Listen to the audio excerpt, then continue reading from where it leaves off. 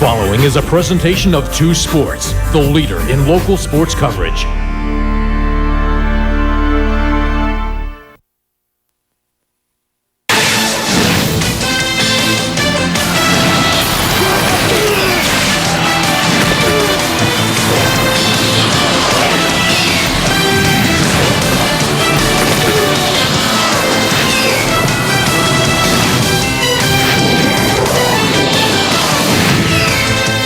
Parkland School District stayed in the site tonight for Lehigh Valley Conference football. It's a battle of unbeatens as the Parkland Trojans take on the Freedom Patriots. Hi and welcome, everyone. Al DiCarlo alongside Doug Heater. Glad you could join us on this Friday night. Football Friday on Service Electric 2 Sports. And Southern Lehigh, Penn Argyl, that game's a no-go. They'll reschedule that game for tomorrow night. So we picked up the bags and we traveled over to Parkland, and we'll have Parkland and Freedom tonight. And boy, what a contest as these two teams check in at 2-0 on the season. Should make for an interesting night. Well, it's maybe one of the best games in the LVC, and it's fortunate for us that they're still playing tonight. But you're right, it's a big game for both teams. They're both undefeated, and obviously as they get closer to the divisional games, the better record you get going into that, it's going to help out. Freedom wants to make a statement. Jason Roeder talks about it many times about the history of the Patriots. They want to not do what they did a year ago, start 0-2 and then lose 8 in a row. They'd like to start with a win here tonight. You mentioned that with Jason Roeder. They're coming off a win against Deer Huskies a week ago, a big win. But for them, a little bit different tonight. They know they're going from a Deer Husky team that's, has 23, 24 players and really getting themselves established to a Parkland team that's very established. Well, it's a much different pace. I mean, Deer obviously is struggling. There's no doubt about it. And they're going to go from one of the teams that they felt they could handle to a team that physically is going to be real tough to beat. Not only does Parkland come in as one of the league favorites, but it has definitely established that they are going to be one of the league favorites. So they're going to have their hands full. Size-wise, Freedom matches up well against them. Now it's a matter of will, and if this Freedom team can execute well tonight. Parkland head coach Jim Morgan's going up against his old team, the Freedom Patriots. But for him, another year under the belt after, they got to the Eastern Conference Championship, this team knows how the wing tee offense is run. That's the difference this year. First of all, they got to play 12 games in it last year going to the playoffs. I know he talked about it last year, how much of a benefit that was. Great senior leadership last year, same this season. But the fact that this team has been around the program long enough to pick up the wing tee, they've bought into his system, they've bought into the weight training. This is a tough team that does it well off-season wise and is really executing well on the field so far this season. One of these two teams will be 3-0 by the end of the night. Will be Parkland or Freedom? We'll find out next on 2 Sports.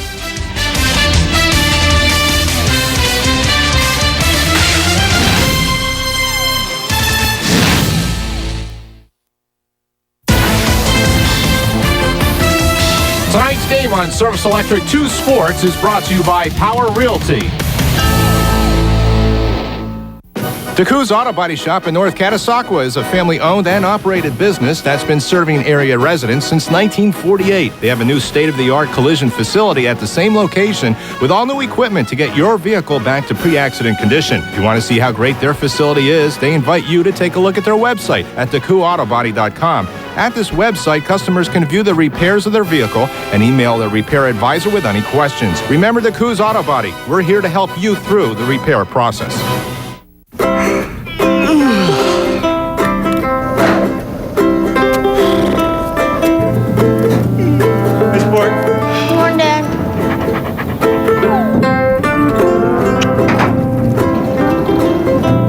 Since the Overhead Door Company makes the original overhead door, the people who install and service them take them pretty seriously.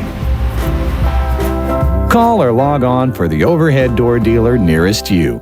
The key to becoming a better athlete is through sports performance training. To perform like a pro, you need to train like a pro. Now your chance has finally arrived with Velocity Sports Performance. Train individually or as part of a group with our nationally credentialed sports performance coaching staff. Build confidence, structure, and accountability through athleticism with purpose. Get the competitive edge you want. Operate at your full potential on and off the playing field. If you're serious about your athleticism and training, no one makes you better than Velocity Sports Performance.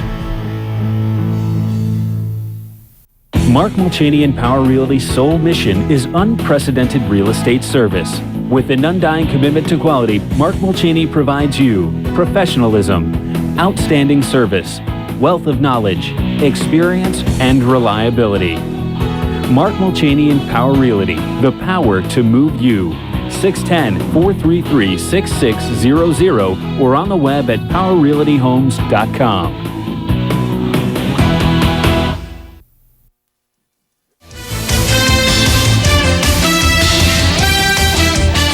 Parkland School District Stadium. Al DiCarlo, Doug Heater, glad you could join us for Lehigh Valley Conference Football. Freedom, as we mentioned, checking in with a record of 2-0. Parkland also with a record of 2-0. Both teams 1-0 in league play.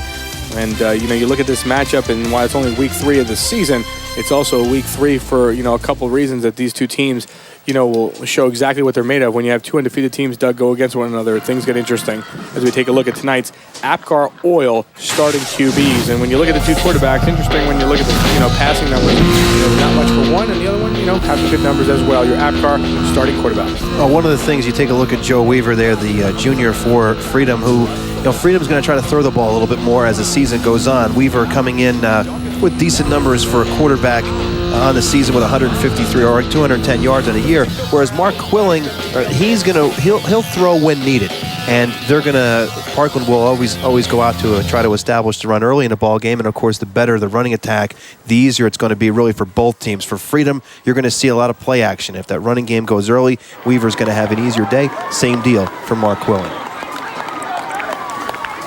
The two teams are making their way onto the field, and you look at this matchup, and you're the wing tee and the two teams, and right now we go down to the field. Our first report. Our keys to the game, and you take a look at them right now, Doug. Freedom, pretty simple. Establish that run. Our Faulkner keys to the game. Yeah, there it is. And for the Patriots, that's what they want to do. They need to establish that run early in the ball game, and again, that will open up the play-action passing for Joe Weaver and the rest of this team. And of course, it'll keep Parkland off the field as you see the Trojans come out now. And for the Trojans, not giving up the big plays. They need to do that. They want to allow themselves to grind it out, control the clock, and establish that wing tee and that running game. The Faulkner's Keys to Victory brought to you by Faulkner Cadillac Chevrolet Saab, located at the Faulkner Autoplex, just off Route 22 between Wegmans and the Steak and Ale in Bethlehem. To be sure, for the Keys to Victory, helping students make better decisions, Faulkner will be making a donation to the Lehigh Valley SAD chapter for their participation in the Lehigh Valley High School football year. Keys to Victory from Faulkner. And Doug, for the most part, you look at this matchup and how everything's been going with Parkland, everyone expecting them to be one of the, cream of the crop when it comes to the Lehigh Valley Conference. And it's interesting when you look at Jim Morgan's and his staff, they know where they're supposed to be, and right now they're at 2-0. Well, one of the things coming in, obviously, they were one of the teams to beat, and they haven't disappointed just yet. Taking a Nazareth team last week, a 14-0 lead, and going on and winning convincingly. And an even more impressive win in the opening week against Glen Mills. Well, it's starting to rain here in Parkland, and Meredith Morocco is down the field for her first report. Meredith? How comes you guys always get to be up there in that nice dry warmth? I'm almost stuck down here in the rain. It's the second week now.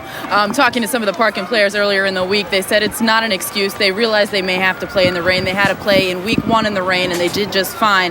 One thing we know about Jim Morgan's, he doesn't like excuses, and he doesn't accept excuses.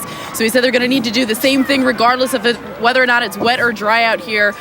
Even if it doesn't start raining even harder, the field is wet from last night. It's a little muddy, so they're going to have to watch their footing. It's probably going to be a little bit off. But this Parkland team is ready to come in and do what they have to do. Expect them to run the ball a lot, like you already mentioned.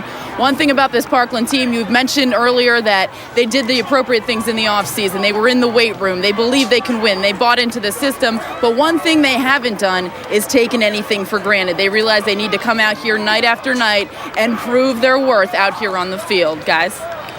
That's exactly right, Meredith. And Doug, when we talked to Coach Morgan, he said exactly that. You can't look at any team lightly, and, you just take it in game by game, and that's exactly what they've been doing.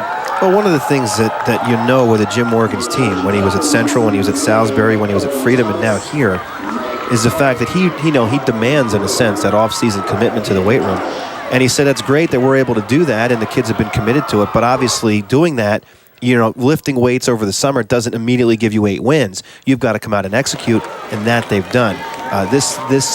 This team has bought into his system and his philosophy and the entire coaching staff, and that's something that is great to see here at Parkland. There's no doubt about it. Meredith talked about the field conditions. It shouldn't be too much of a factor for either one of these teams. They both like to run the ball first and then pass later, so that shouldn't be as much of a factor. It's not like you're coming out and seeing a pass-oriented team having to deal with what's going on here tonight. You see it, down in the field, rain starting to pick up. You take a look at the officials for tonight. Referee Denny Raring, then Rob Kinter, the umpire head linesman Larry Arner, line judges Fran Felchak, and back judges Rick Lehman. I'm glad that you can join us on Service Life 2 Sports. And again, if you're looking for Southern Lehigh and Penn Argyl, that game was postponed until Saturday evening. same location at Southern Lehigh. A couple of postponements tonight. Saucon Valley and Bangor is postponed until tomorrow. And Northwestern and Palisades, a big matchup in the Colonial League, also postponed from the Colonial League. Some of those postponements were made earlier this afternoon, pending the rain and what was going to happen earlier tonight. And right now, the rain is just beginning to pick up here at Parkland. As we get ready to get underway, it'll be Freedom receiving first. And kicking off for the Parkland Trojans is Rob Lawler. As we are underway from Parkland School District Stadium, glad you could join us on Service Electric 2 Sports. And they'll start from the 25-yard line. They return back by Deshaun Serrano for Freedom. Another one of the things that Parkland is going to look to is not allowing this Freedom team to bust that big one and get off to a quick start. Last week against Dira, Freedom was able to establish that they got going quickly and they kept the pace up, they kept the intensity up. If you're the Patriots, that's what you're going to want to do. You want to keep that same emotion, that same energy that they took from a week ago. Parkland next week is at Bethlehem Catholic, and Freedom will get Central Catholic. First down and 10, the ball marked at about the 25-yard line. Freedom's first possession of the third game of the season, and Joe Weaver goes from the shotgun, takes a snap, rolls to the left, and has some time to throw, throws across, and completes the pass downfield. And the completion is made by Salam Marrow, Marrow's first catch of the night. That's interesting that with the weather conditions the way they are, that Freedom's going to come out and throw the ball early, but that's what they want to do. They put Weaver in a shotgun and they roll him out safely there to his left. And he delivers to Marrow, and that's his first reception of the season. So it's good to see him get into the action. Pickup of just over 5. They go up second down and 5. The ball marked at about the 30-yard line. Weaver, receiver split, one on either side, goes to the ground. We get our first carry. I believe that was Isaiah Wright with his first carry of the night. And it was Sigley. And this Sigley. Sigley, who we saw got dinged up against Dira from the second half of that game, going into the second half. With a good production last week as a carry. Well, Sigley's a guy that it was fortunate for Freedom that they were able to rest him late in that ball game with Dira if they didn't need his services. But it's also great to see that he's back in the lineup. That's a guy that they're going to need on both sides of the ball throughout this season if this Freedom team plans on contending and making a postseason berth this year with the Patriots. Third down and 6. Weaver to throw. Looks across and incomplete. Was looking for his intended receiver, Jeffrey Hank, a senior wideout. And 3 and out here after a good pickup of 5 on the first down. We see Parkland now picking up the defensive intensity a little bit over the last couple of plays. There's some pressure coming from the outside. John Zaccaro, who had an interception return, or fumble recovery last week, who went for a touchdown against Nazareth. They got some nice pressure on Weaver there on that third down play. Lovelecki takes a snap and got to get this one off, and does a good job of getting it off. They'll call for a fair catch right at midfield. And a fair catch made by Tristan McCants. So we'll get our first look at the 2006 Parkland Trojans here on 2 Sports. Oh, nice way for the Trojans to start. The defense comes out in the field first, and if you're able to do that, you want to get that quick stop. They were able to do that. Now they've got themselves in good field position. They've got that slight breeze or that little bit of wind to their back. So they're going to be able to set up, change things up a little bit now because of the field position right at midfield. First down and 10, the ball at 10. All right, on the 50-yard line, we'll go down to Marathon Rockets in just a second right after the first play by the Trojans. And that one goes up the middle, not much of a pickup there, and we go to Marathon Rockets down the field. You talked a little bit about the Trojans making the Patriots go 3 and out on that first drive. That has been a big philosophy for this Trojan team this year, to really focus in and get to the basics on defense and let your defense be your best offense and get good field position that way. They said if they take care of business on defense, the offense should take care of itself, guys. All right, Meredith should be down with us on the field, and last week she broke an umbrella, and now she doesn't have an umbrella. So big problem there for the Rock. Down the field, second down and 8. And the Trojans will try to go near side, and the ball looked like it may have gotten loose down in the field. And Freedom says they have the football. I'll have to wait and see if they do or don't. Still no indication. Take a look. Robert Rios gets the carry. Ball comes loose. Yeah, Freedom's football.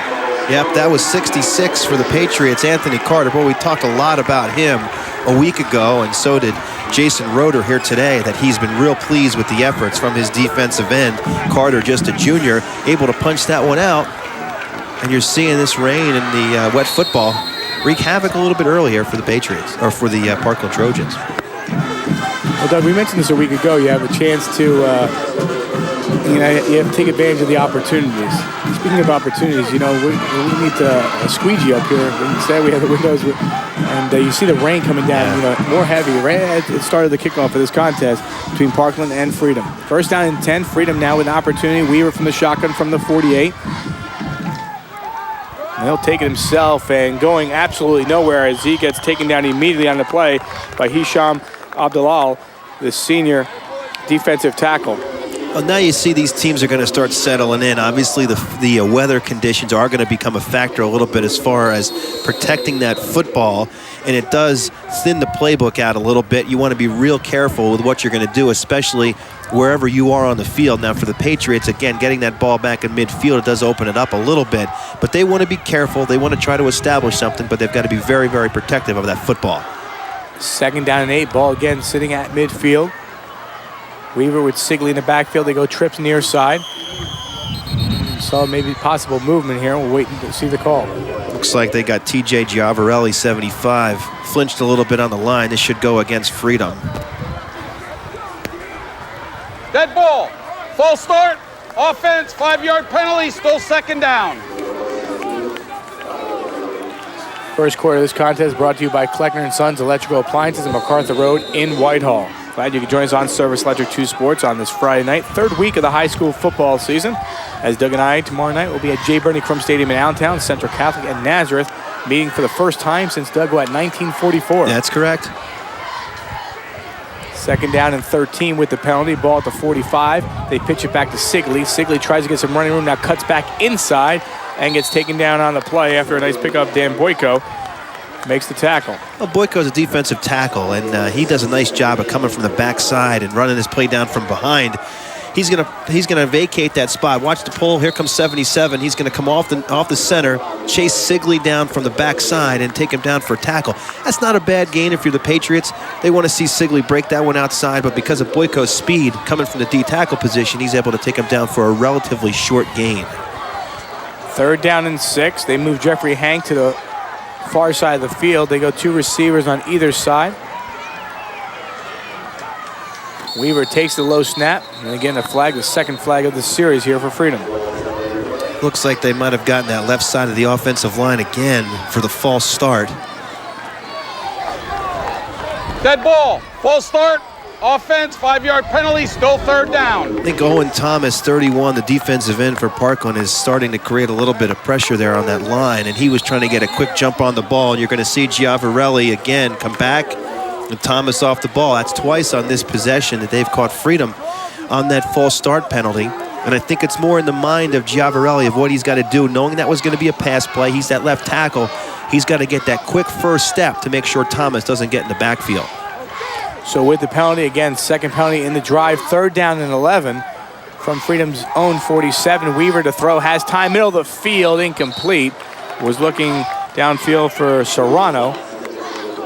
And they get the good field position, Doug, after the turnover, but they cannot convert. Well, those 2 penalties really hurt that drive because, again, Freedom is not a team that nobody wants to put themselves in that second down and third down and long.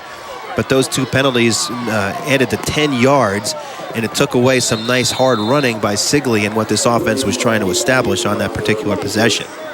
McCants back to receive for Parkland as he stands at his own 22-yard line. Here's Valecki. As the pressure was coming towards Valecki, McCants calls for the fair catch and has run up and get to it at about the 35, 34-yard line. That's a risky play by McCants, but he felt confident that he was able to come up and get it. What he didn't want to see happen there is have that ball hit the ground and then roll for about 10 extra yards, so he made it in traffic and called the fair catch so people cleared out of the way. I hope you're enjoying our broadcast tonight. We got a call from Southern Lehigh earlier in the afternoon, decided to postpone their game, and Andy Himmelwright and our general manager, John M. Walson, our vice president, and everyone in between, Mike Zambelli, made the decision, let's try to get a game in tonight, and Parkland was available to accommodate us tonight, and we're here at Parkland broadcasting Friday Night Football, and we're happy to be here tonight. Glad you're enjoying our broadcast. Here's Bortz to the outside, has lots of running room. We get a flag on the play, however, and this one may come back. Well, Bortz now on 2 runs has been able to run that up the middle play off tackle to the right, if Parkland's able to establish that run, as this is going to be a holding penalty, if they're able to establish this tonight, it's going to be a long night. Now, the penalty comes from the backside. You can see there the flag going in. But if Parkland's able to establish that inside quick hitter, it's going to be a long night for the Patriots. Here I have a number, tackling. Holding, offense, 10-yard penalty from the spot of the foul. Replay, first down.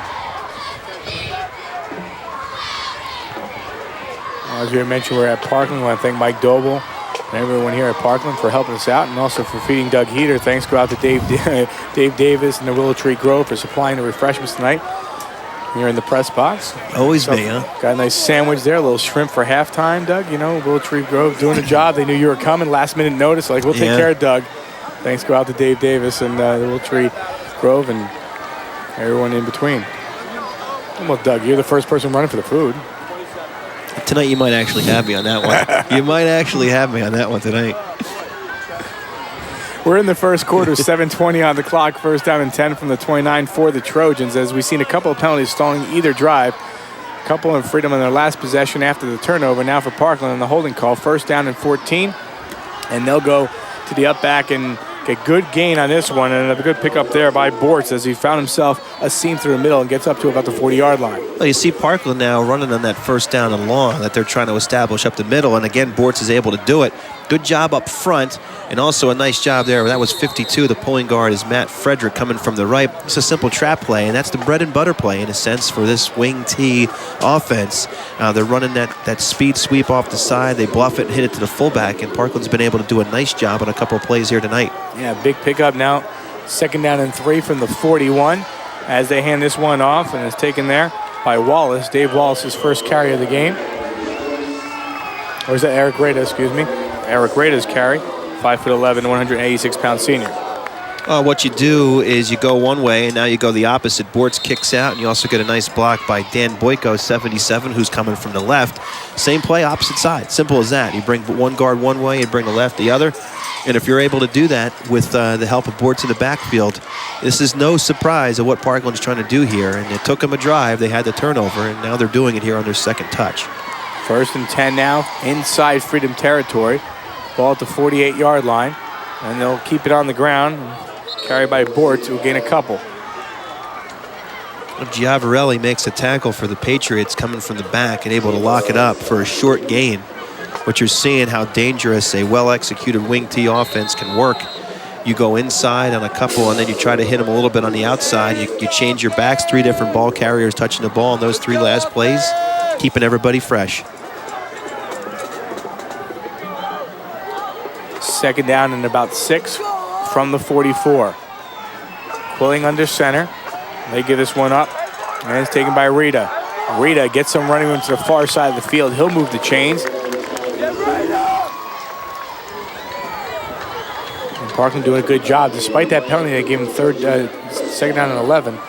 Getting some good damage done, Doug. As you saw, he found the seam and took advantage of it. Yeah, and really the opening there, Boyko pulls, but he really can't find anyone to hit.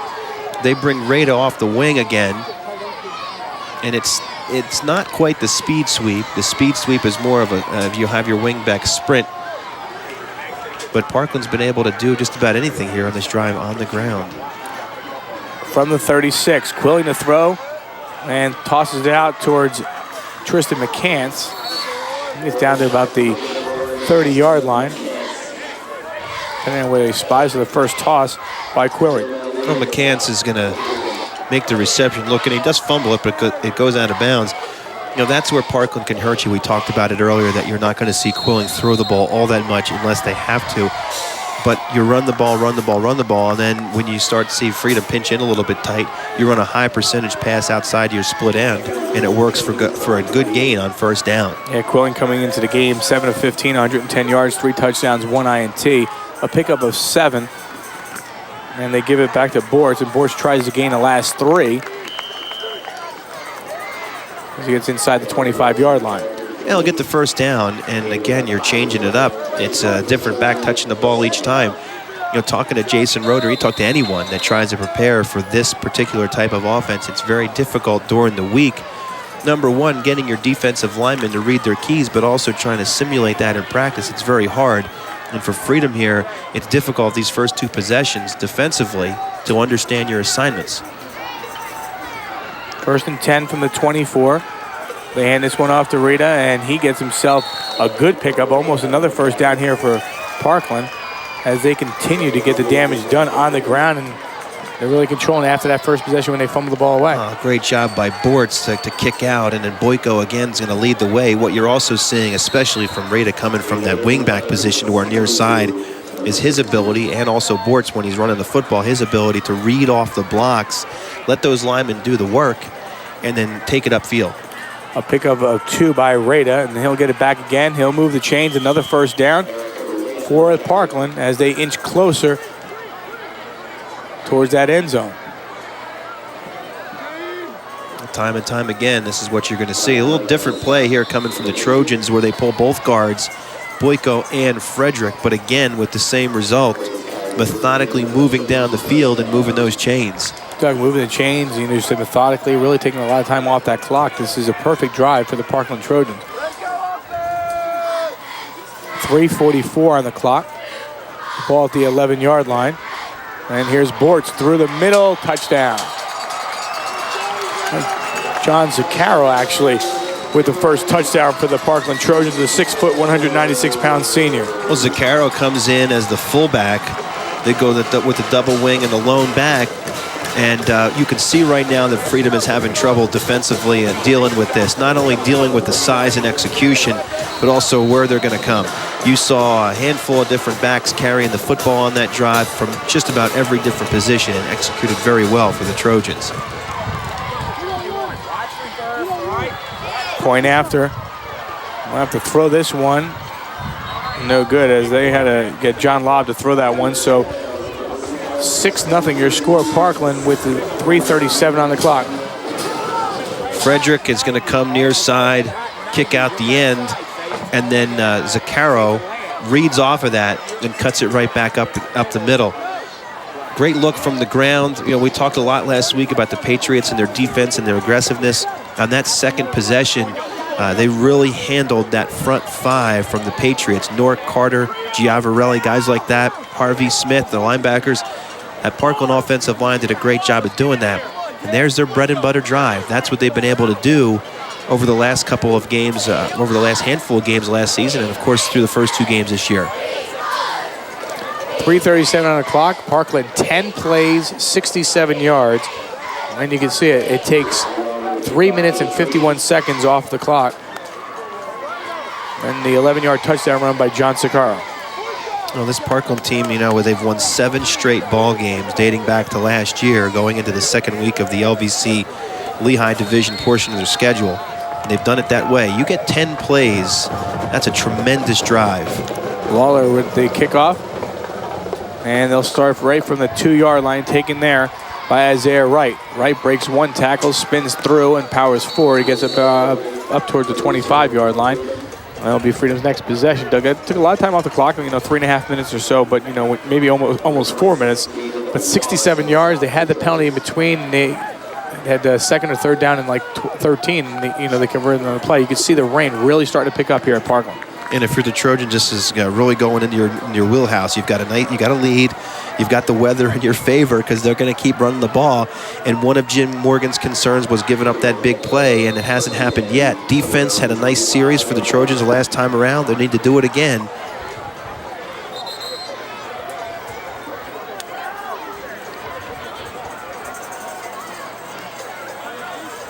Timeout by the Parkland Trojans.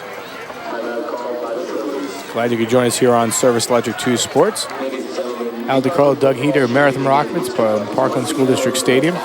Doing the Parkland Trojans at 2-0 and the Freedom Patriots also at 2-0. This timeout brought to you by ABE Doors and Windows. Give them a call if you're looking for doors, windows, or anything of that nature. ABE Doors and Windows. Doug, your thoughts, you look at Coach Morgan's, and you mentioned it just before, and he mentioned it as well. Getting to the Eastern Conference Championship was a championship, but at the same time, it was a couple extra weeks of practice and everything in between. Hold that thought as we go down to Meredith on the field.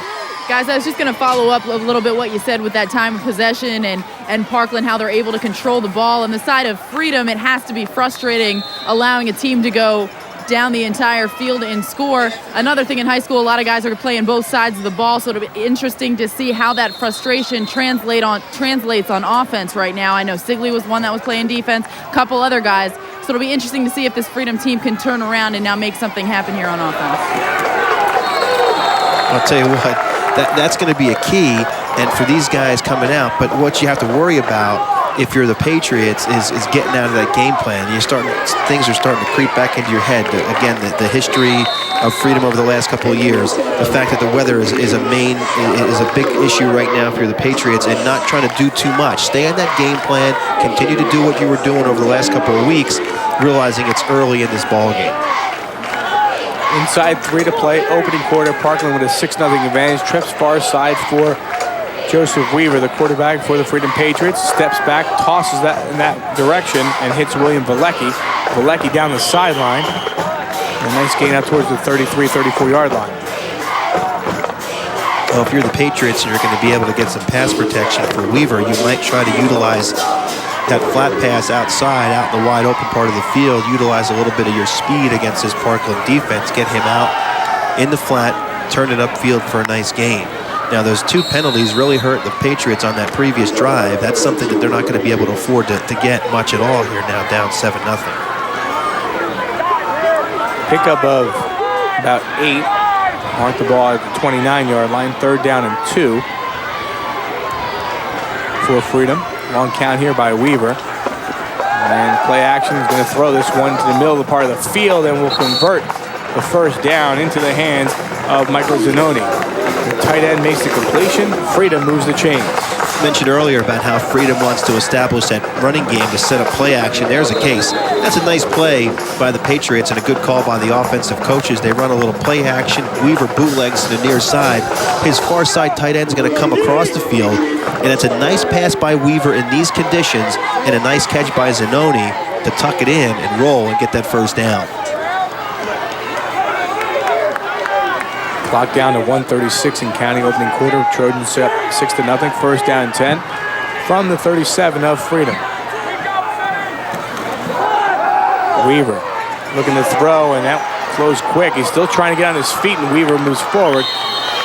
And we saw it a week ago against Durick, Doug, and you thought he was, on the ground and went down. Next thing you know, he ran a 51-yard touchdown. Well, poor tackling, and Parkland doesn't want to see that happen. They put 2 guys on Pagliaro, number 90, Sigley, and also the left end, Giavarelli, left tackle. And Weaver is able to still get some pressure from Pagliaro. He's going to be disappointed he didn't finish off with a tackle, but still that aggressive defense is able to polish him off. Something that Weaver has shown over the last couple of weeks is that he's very elusive and very tough to take down. Oh, he's going to lose 5 or 6. Instead, loses just 2. 2nd down and a dozen from the 35.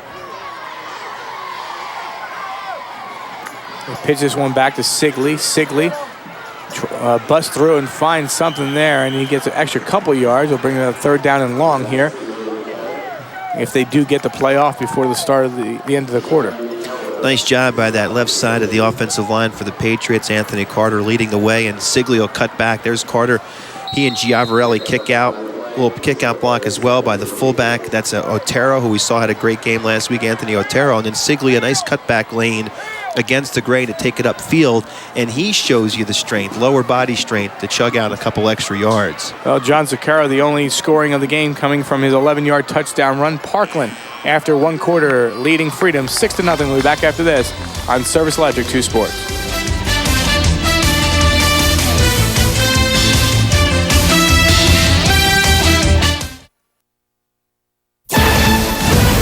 High school football on Service Electric 2 Sports is brought to you by Apcar Oil, Yucco's, Power Realty, Troxel Agency, Harvey Z. Rad Realtors, Dan Cressman Insurance, and Family Prescription Center.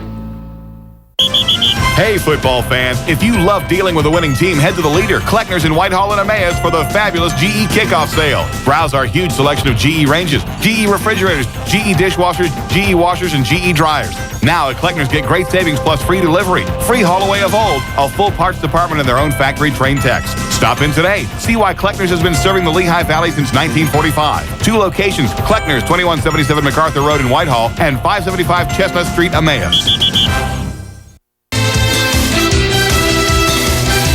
Welcome back after 1 quarter of play. Trojans on a 10-play, 67-yard drive. Lead Freedom by the score of 6-0. Glad you could join us on Service Electric 2 Sports. Al DiCarlo, Doug Heater, Meredith Marakovitz.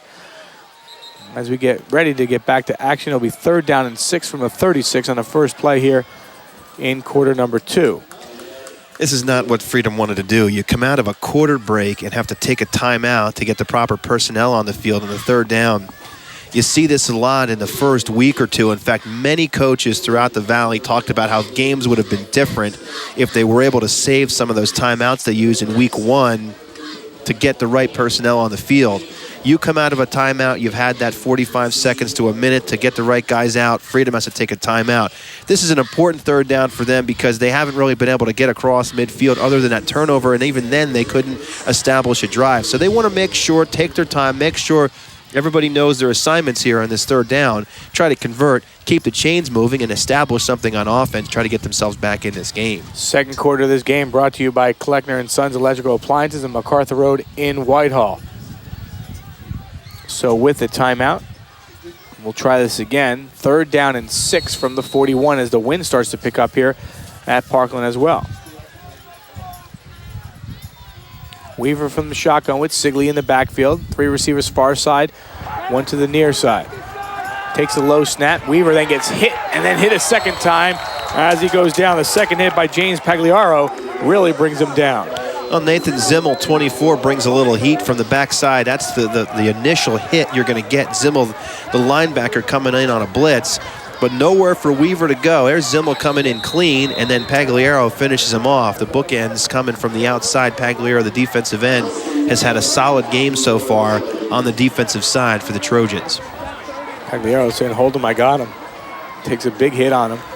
Snap, that one goes to the ground. They almost got the last one, almost get this one, and doing a good job of getting that one off was Vilecki. Parkland will start 1st down at 10 from, it looks like, the 32-yard line. Not only is the Trojans executing, but they're winning that field position battle as well. They've kept Freedom in check on 3 touches now offensively. The defense is playing stout. And for the Patriots, this becomes a very, very important defensive series. They've got to have made the proper adjustments mentally and physically to take away this running attack that the Trojans have been able to do over that last series. 1st down and 10, ball at the 32-yard line, just underway, 2nd quarter. Quilling hands this one off. This is given to Bortz as he goes outside. Parkland using all their runners as we expected. Rios, Rada, Bortz, Sakaro scored the touchdown. Better job that time by the Patriots to take away that running lane, but Bortz, nice heads-up job to bounce it outside. One of the things we saw a week ago from Freedom against Dira was laterally down the line of scrimmage, they were able to take away cutback lanes and those outside runs for the Huskies. They're going to have to do the same thing here tonight. Pickup of just over 5. 2nd down and 5 from the 37. And moving the chain is Rada. Another 1st down by Parkland via the run. Freedom trying to stay disciplined. Jeff Hank, who's one of the defensive backs, comes up and turns that play inside. But for Parkland, because of the tremendous job by the offensive line off the line of scrimmage, they've been able to cut back those outside runs and turn them up off tackle for positive yards. Field not marked as it usually is because of the rain that we've been having in the Lehigh Valley. Bartizio, though, helping up out here with some statistics as he usually does. 1st down 10 from the 45, and this is Rios, and that one goes down, and Freedom has the ball for the 2nd time as they get the turnover. A big pickup there on the turnover. It's Andre Smith. This is the second fumble by Parkland, and right now that's about the only thing that's kept Freedom in this game mentally. The Patriots recover it. They got a nice stick on it, but it's been tough here with the weather conditions. They run the ball, and it just comes out of there. No contact at all. Robert Rios coming in. It squirts out, handling the football, a wet one, squirts out of there, and there's Smith coming up, going to fill the hole for the tackle, and finds himself at present. Important drive now for Freedom. They've got the stop, they've got the field position, and they need to convert now as well. 1st and 10 from the 46. They go to the ground, and Sigley met immediately on the play by John Sicaro. So Parkland's defense comes up big against Sigley, who rushed for over $150 a week ago.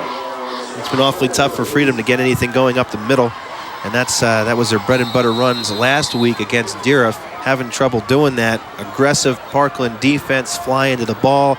That defensive line is handling the offensive line, and it's allowing the linebackers, and in this case Sicaro, to come up and make the stop. Inside 10, 2nd down and 12 from the 48-yard line. Weaver from the shotgun. Has 4 receivers, 2 on either side. Takes a low snap as it goes off the ground. Now throws into the middle part of the field. Incomplete. We go to the field in Meredith. Although he wasn't necessarily successful on that last attempt, he has been successful throughout this entire season. Jim Morgans has an interesting tie with Sigley. When he was with Freedom, he actually coached him. He said he has a lot of heart, a lot of desire, and a great work ethic. He knows better than anyone what type of player Sigley is. In fact, he told his players he went through extra things to make sure they were able to stop Sigley, as you saw on that last drive. This Parkland team is really going to watch that run game with Sigley and try to contain him the rest of the night, guys. All right, Meredith, thanks a lot. We're hoping she stays dry down there, but it's hard to, and it's been one of those nights that we expected out there. As that one is fumbled by Weaver, and he goes down, and thought his knee was down at first, and they will mark him down. Looked like when he got his knee hit the ground, so they'll have to punt the ball away. Well, it's just a snap handling the wet football. It comes Weaver. He can't get it low snap, and then once he touches the ball and his knee is down, he's down. But then there's Pagliaro again, who's having a field day in the backfield. Getting back to what Meredith talked about with Sigley, I mean, that's what coaches around the LVC are going to talk about all season is stopping him and controlling him. And he's been a very hard worker, and he's a key ingredient to this team.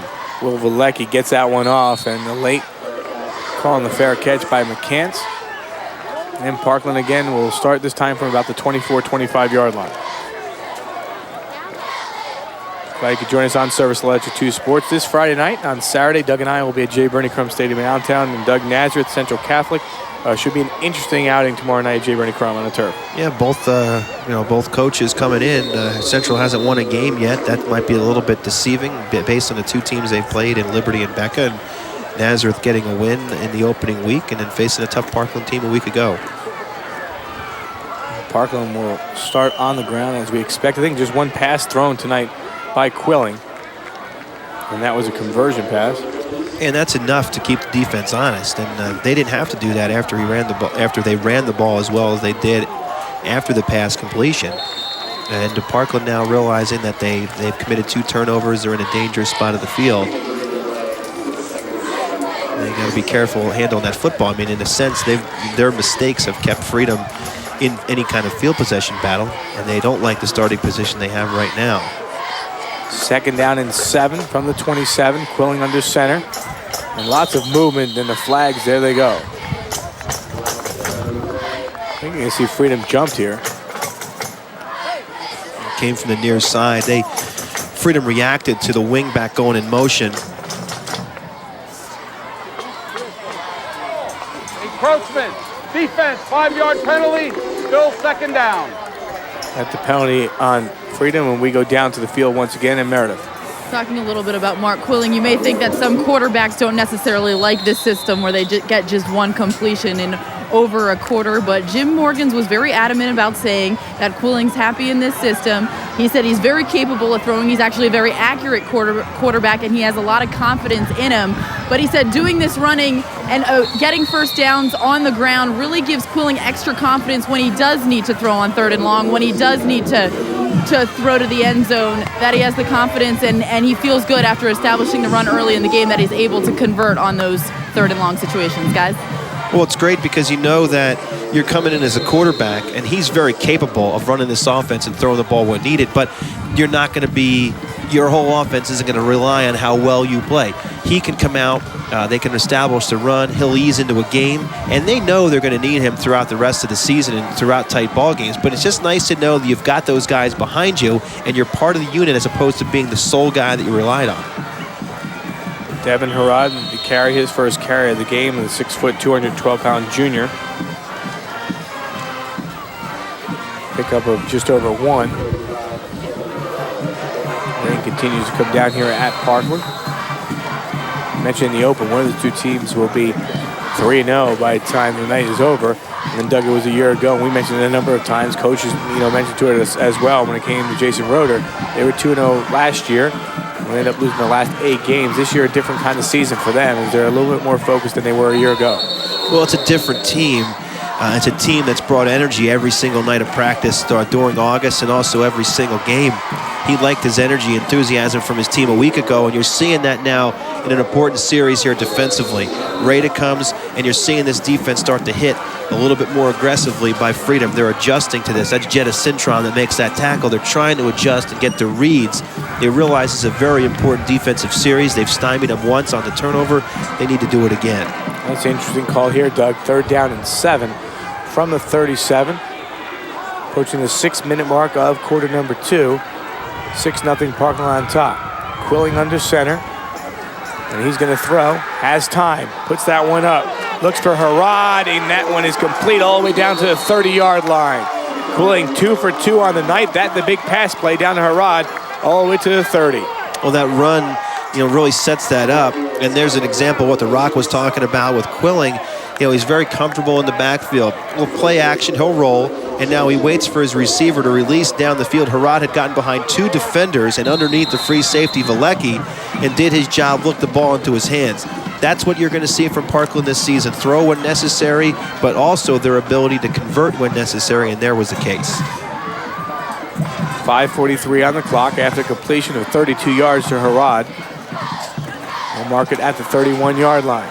Rada gets tripped up in the backfield, then gains about a yard, even more than that actually, as he pushed forward. Parkland again taking a lot of time off the clock, Doug, on this drive. You're seeing the Patriots realizing that they've got to stop these runs on 1st down. They're really bringing some guys up in the box on the run. That time Isaiah Wright, who's the strong safety, coming up to contain on the run, to help out on the run. It's an important first stop for the Patriots on that 1st down to hopefully put Parkland in a passing situation if at all possible. But of course they were able to convert on that last 3rd down conversion. 2nd down and 8 from the 28. 6th play of the drive for the Trojans. Going to throw. And he turns around his receiver as he was looking for Jaron Elder, split end. Now bring up a 3rd down, inside 5 to play, 2nd quarter. Looked to be a miscommunication between the two. Elder kind of ran it out, and Cooling thought he was going to run it out and up, head down the field, and he kind of let that one out in front. That's a big break for Freedom, though, to put the Parkland Trojans back in another 3rd down and long.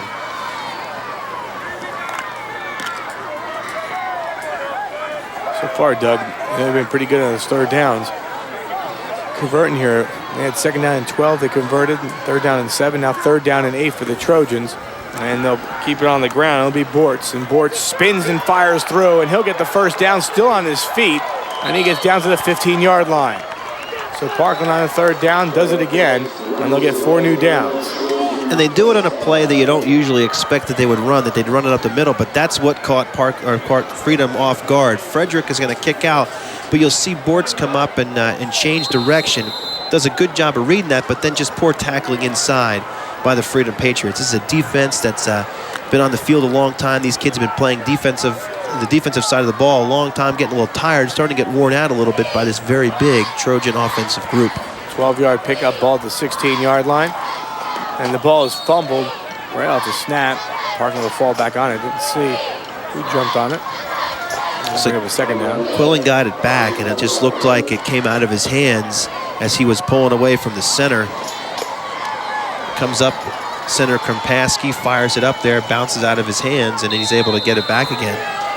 That's about the only thing that's been able to really slow down this Trojan offense has been a turnover or the near turnover. Take a look at the rushing yards right now. Parkland 92, Freedom -5 on the night.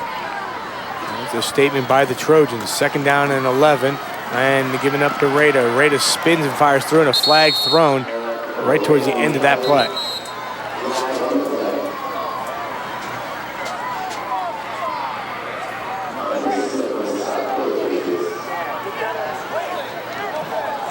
Got the holding call on the Trojans. And then we move them back. Tough 2 plays. They had the fumbled snap and now a holding penalty. Holding, offense, 10-yard penalty, still 2nd down. Take a look at Parkland. They got Frederick there reaching inside. He got underhooked underneath the arm, and I think that's what they called. He took him down. Him and Boyko have had a tremendous first half, the 2 guards doing their job. 2nd down and 17 for Parkland. And down on his way through is Nathan Zimmel. Zimmel goes down to the 15-yard line.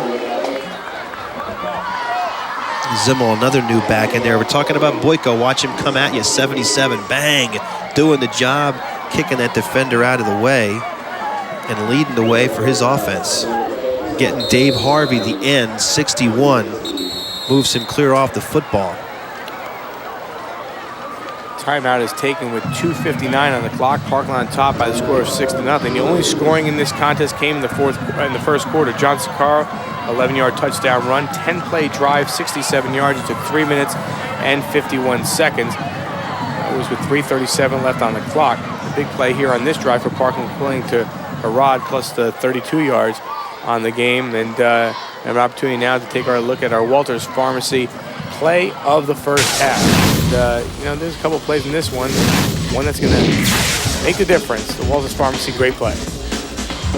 Take a look. It's the only touchdown of the game. John Sakaro coming up the middle. That was a great drive, a 10-play drive by Parkland to put the only points up on the board and doing it their way. And really, even so now, I think they've got to like what they've been able to do here in this first half. If you're Jim Morgans and you want to establish the run, which is what he talked about doing, and they're going to say every single week with this kind of offense, you've got to be pretty pleased with the way they've done it. What he's not going to like is the penalties and the 2 turnovers right now, and the penalties at this point have stalled this drive. 3rd down and 9 from the 15 for Parkland. Again, 2:59 on the clock. Quilling under center. Motion man far side, he'll throw. Look, Quilling has a lot of time to throw, has a receiver, and that one tipped at the last second, but into the hands of Tyree Urey. And it looks like they'll get the first down, and then a flag thrown at the end of that play. I'll have to see if there was an unsportsmanlike on Freedom, but you know, we talked a little bit, or people have talked a lot during the preseason about Urey, the transfer. He is a big target at 6'5", 235, and he has just worked into this offense. We watched him during pregame, and we're impressed with his size and his skills as far as catching a football, and there's an example of what he can do, good concentration, catching that tip ball. And now we'll see. It looks like this penalty, according to the Freedom players, is on Parkland. Illegal touching, offense, 5-yard penalty, loss of down. Well, here's the deal. If Urey is not in, well, he must have been. If he's not in as an eligible receiver and releases down the field and catches that football, that's probably where that penalty goes. If there's any way we see where Urey, now he releases as an end, but if he doesn't report, that could be the difference there. Let's take a look at the concentration, what he's able to do, but that's obviously what took place. He releases. Now he's on the line. He's not lined up as a tight end. He's on the line of scrimmage. He doesn't report as an eligible receiver. Therefore, he cannot touch the football, and that's the case on that penalty. So Frank Lane and Jim Morgan's not happy with that call. Now Parkland will set themselves up for a field goal opportunity. Looks like a 37-yard attempt. Here's a snap. The kick is up, and looks like it's good. A 37-yard field goal. by Rob Lawler, and a 9-0 lead. That's huge because it gives you a 9-point cushion. There's a shot. You can see how hard it's raining, and he's kicking into a little bit of a breeze going into that end zone to our right. That's a great job. Plenty of leg. Let's take a look. Gets it down. A lot of times guys will over kick it. Clear a pretty good distance. Good hold. Take a look at the reaction by Lawler. He realizes it's through. That's big because in a game like this now, what you've done is you've forced Freedom to score twice. And that's what's huge. It takes away the missed extra point. It's a 9-point cushion, and now your defense can set the stage for the rest of the game. And you've got yourself a 2-score football game if you're the Trojans in front.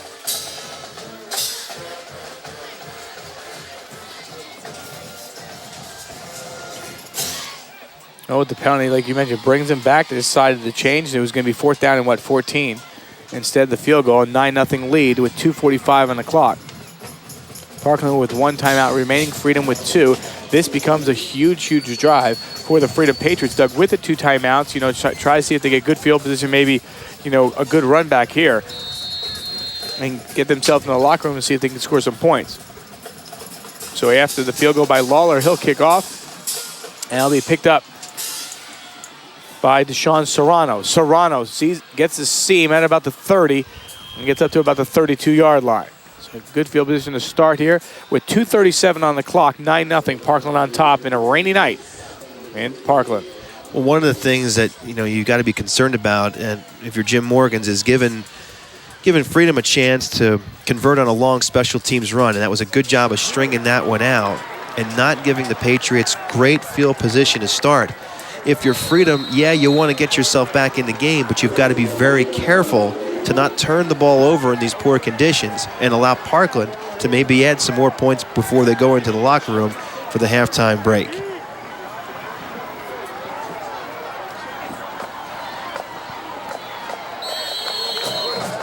First down for Freedom and not much there on that play.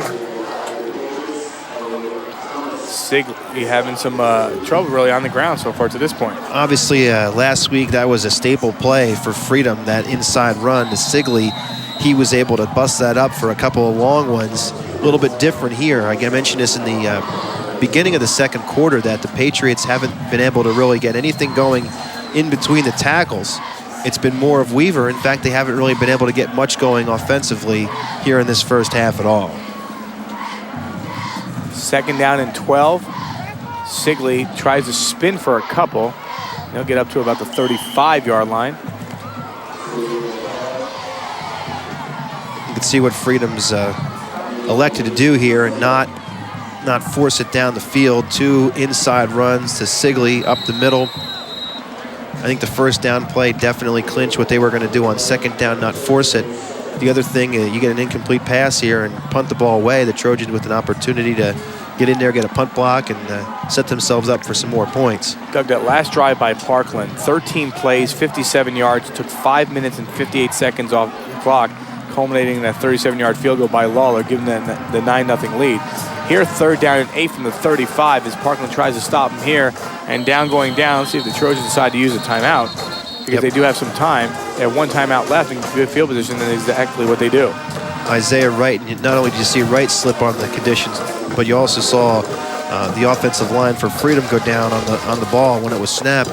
So Parkland does their job, quick 3 and out, gets a timeout, and now we'll have a chance to maybe put some heat on the Freedom punter.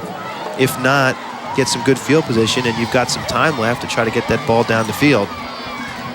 Take a look while we have an opportunity at the Parkland Trojans schedule for 2006. Already 2 victories with Glen Mills, 27-19, and Nazareth, 48-0. Doug, next week it's a Saturday night game, a big one. We'll have that game against Bethlehem Catholic. Well, that's the one that people have been kind of talking about for Parkland and the fans of Parkland, and the fact that you look at that game, and that's got to be the big one. This is a team that does not play Liberty or Easton, and obviously once you get into your Lehigh Division portion of the schedule there on the 6th with Allen, it's going to become tougher, and the teams are going to get better. But that seems to be the one that I think fans in the area believe it'll really tell us how good both of these teams are, Parkland and Becca. Becca having Deerhoff tonight, also playing well this season, so that's going to be a good one coming up next Saturday. And then a game there against Northampton, then they get into the Lehigh Division portion of the schedule. 4th down and 8, Galecki to punt from his own 20-yard line, takes the high snap, will get that one off, and a good punt here by Valecki, and Tristan McCants will start from his own 33-yard line, get taken down immediately. So Parkland with 55 ticks on the clock and no timeouts will have an opportunity to try to get some more points on the scoreboard. We'll see what the Trojans do now with an opportunity here just outside their 40, or just the ball getting closer outside the 40-yard line. Again, we'll see if they put it up with Quilling a little bit more here, or if they're content trying to bust one up the middle or outside with their running game. They'll start from the 37. First down and 10, 55 seconds left. 9-0 Trojans on top. And we'll start on the ground, and a good bust through the middle by Bortz. That'll stop the clock momentarily as they move the chains with 50 seconds. So they get the first down, Doug, and only take about 5 seconds off the clock. And you can see Parkland, that's what they're going to try to do. And don't be surprised if they aren't able to break one from that formation, because they were able to do it throughout this ball game, and now getting in position to try to do it here again. Quilling now, ball right at midfield. He's going to throw, rolls near side, now goes towards the sideline and connects, and getting out of bounds is Robert Rios. And that will stop the clock with 32 seconds left. Well, it's short of a first down, but a nice pass play, and Rios runs a great route, pushing off the defender deep and then coming back underneath, being very careful of his footing, and also being careful of looking that football into his hands, making the catch, and then turning out of bounds to stop the clock. Second down and 3 from the 43. Receiver split far side, Tristan McCants. And Quilling looking towards McCants, and now goes the other way and has a receiver and couldn't get him as he was looking for Rada out of the backfield. So it'll bring up third down in 25 seconds. But a nice save pass, trying to get Rada out in the flat. And of course, once he catches that football, he's going to try to go downfield and then take it out of bounds. But good smart decisions by Quilling, not putting the ball over the middle, not throwing the ball in a poor spot, allowing his players to make a catch if possible. Ball right about the 43-yard line. They do need 3 yards to move the chains. He gets a couple more down. We'll see how they play this one. Quilling under center. Looks to throw, middle part of the field, and incomplete. That'll stop the clock in fourth down as he was looking for Jaron Elder. I think they're going to go for it on fourth down here, which really isn't much of a surprise. Doug, do you get a little quick toss, or get the first down, and then they'll stop the clock quickly. Even maybe spike it after that and get a couple more downs. It's an example of what the confidence in both sides of the ball Parkland has, defense and offense. Confidence in your offense to pick it up, and if not, your defense is going to be able to remain stout. Fourth down and 3. They'll try to gain it on the ground and then try to get out of bounds, and Bortz will actually keep the clock rolling. We'll have to stop it for a minute as they move the chains.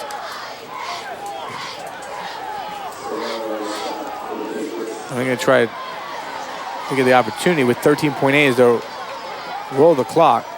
Now, the other thing now is that they're going to try to exchange a football, so that has to wait a second. Nope, they're going to run him off.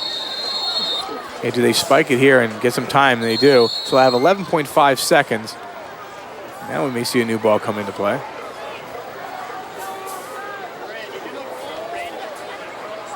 Doug, Parkland doing a good job of utilizing that clock. And, a lot of people say you run an offense like this, you can't go fast pace, you can't go up tempo. And Freedom's been able to do that. A nice offense here, mixing up the pass and run and still moving the ball down the field when they need to. Parkland with 4 receivers, 2 on either side. Second down and 10 from the 37. Quilling to throw and has a receiver and connects there with McCants. And they're going to have to get down there awfully quick as it will move the chains. With 4.9 seconds, Parkland's going to have to spike the ball once they place it. They should have time as they look like they're in position here. Getting Lawler ready to come out and possibly kick another one. Stop the clock with 3.1 seconds. That's a great example that this team can move the ball down the field by mixing up the run and pass in the last minute of a half or game. Great job there by Quilling to run that offense, to get the signals from Frankie Lane coming from the sideline and put themselves in position here to kick a field goal and add some more points up to the scoreboard. Freedom's going to call a timeout, try to freeze him here. I'll give him a little more time to think. I'll also give the Trojans the time to think here with 3.1 seconds as Lawler connected earlier on a 37-yard field goal. Well, you wonder if Freedom had the right personnel on the field, and I don't think they did, because I don't know if I would have called that timeout. I mean, Parkland was scrambling to get the guys on the field, get set, and I think I'd rather let them go, especially with Lawler being fresh kicking off of that. Now he's got a chance to settle in and get the guys out and, get the football dry and be ready to go. Scoring tonight's game, first quarter, John Zuccaro, 11-yard touchdown run for the Trojans. 10 plays, 67 yards, 3:51 on the time of possession. It's 6-0 Parkland as they missed the point after on the snap. Then Parkland a 37-yard field goal by Lawler. It took 13 plays, 57 yards, 5 minutes and 58 seconds. And if you look at those markers, Doug, it looks like it's going to be a 31-yard attempt. That's correct. John Lobb to hold for Lawler. This is a 31-yard attempt. Snap is good. The kick is up, and that one is through the uprights as the horn sounds to end the half. So a 37-yard field goal by Lawler, now a 31-yard field goal at the end of the half, and Parkland goes into the locker room with a 12-0 advantage. We'll be back after this on Service Electric 2 Sports.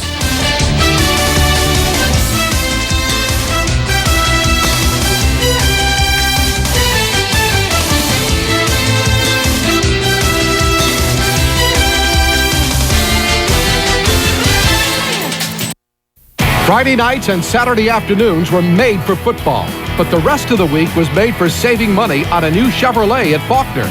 Looking for the best Chevrolet price, the best Chevrolet selection, and friendly people ready to help before, during, and after the sale?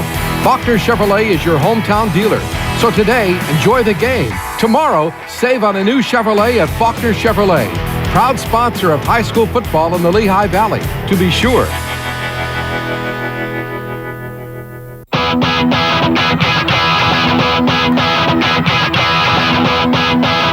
Ladies and gentlemen, the Beatles!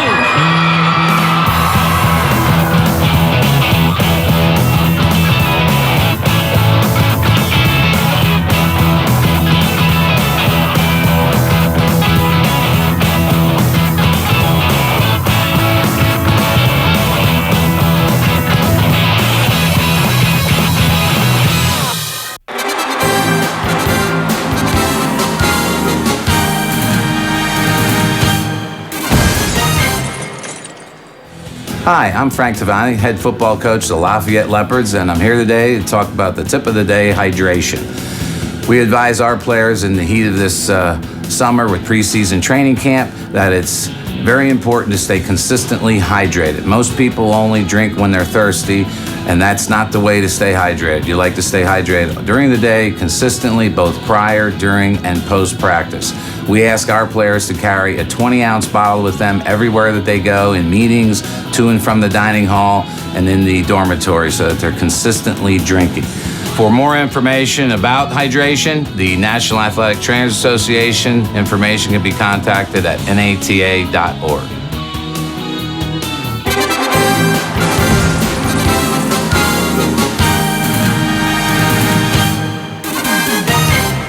Hi, this is Mike Mittman. Are you looking for a vehicle like brand new, only 1, 2, 3 years old? Do what I do. Come to Eberhard Motors. Isn't that right, Eric? That's right, Mike. We've been saying that for years. At Eberhard Motors, I handpick only the best, and there's nothing here I wouldn't put in my own driveway. And Eric, don't forget, all the cars are Advanced Star certified and ready to roll right off the lot. Of course I know, Mike. I'm the owner. Eberhard Motors, been here doing it right for over 80 years. Life happens, especially on carpet. Be prepared. Think SmartStrand. Introducing a new line of carpets featuring Mohawk SmartStrand fiber, made with DuPont Sorona polymer. Mohawk SmartStrand uses engineered-in protection all the way through each strand to the core. Smart carpet that protects longer, cleans up easier, and stays beautiful for years to come. New groundbreaking SmartStrand, a smart solution for those times when life just happens.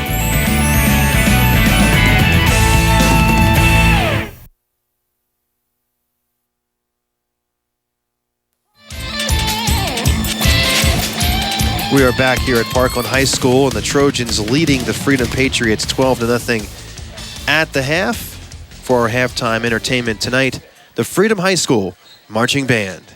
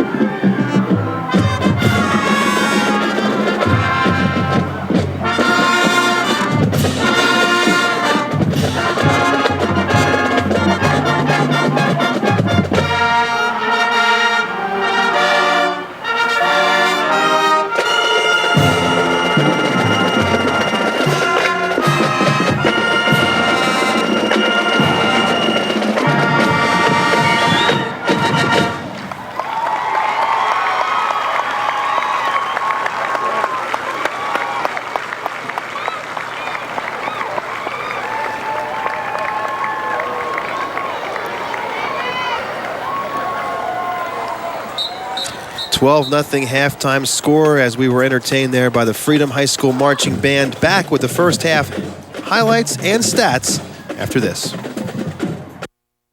Hi, this is Mike Mittman. Are you looking for a vehicle like brand new, only 1, 2, 3 years old? Do what I do. Come to Eberhard Motors. Isn't that right, Eric? That's right, Mike. We've been saying that for years. At Eberhard Motors, I handpick only the best, and there's nothing here I wouldn't put in my own driveway. And Eric, don't forget, all the cars are Advanced Star certified and ready to roll right off the lot. Of course I know, Mike. I'm the owner. Eberhard Motors, been here doing it right for over 80 years. Mark Mulchaney and Power Realty's sole mission is unprecedented real estate service. With an undying commitment to quality, Mark Mulchaney provides you professionalism, outstanding service, wealth of knowledge, experience, and reliability. Mark Mulchaney and Power Realty, the power to move you. 610-433-6600 or on the web at powerrealtyhomes.com. Let's go get Yakult. You know it's always been the best. Let's go get Yakult for quality that beats the rest. They got cheesesteaks, French fries. The famous Yakult hot dog is known worldwide. Let's go get Yakult. The secret sauce is one of a kind. Yakult's, an Allentown tradition.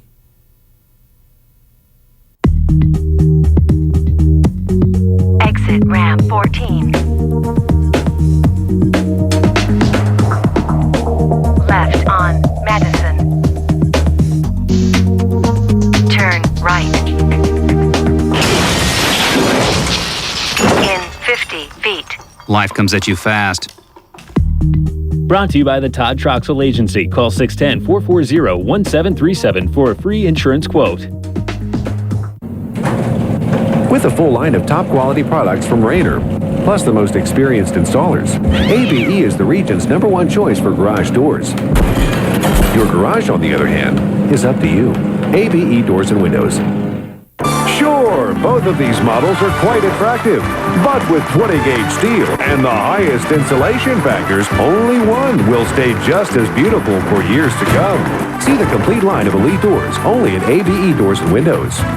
The key to becoming a better athlete is through sports performance training. To perform like a pro, you need to train like a pro. Now your chance has finally arrived with Velocity Sports Performance. Train individually or as part of a group with our nationally credentialed sports performance coaching staff. Build confidence, structure, and accountability through athleticism with purpose. Get the competitive edge you want. Operate at your full potential on and off the playing field. If you're serious about your athleticism and training, no one makes you better than Velocity Sports Performance.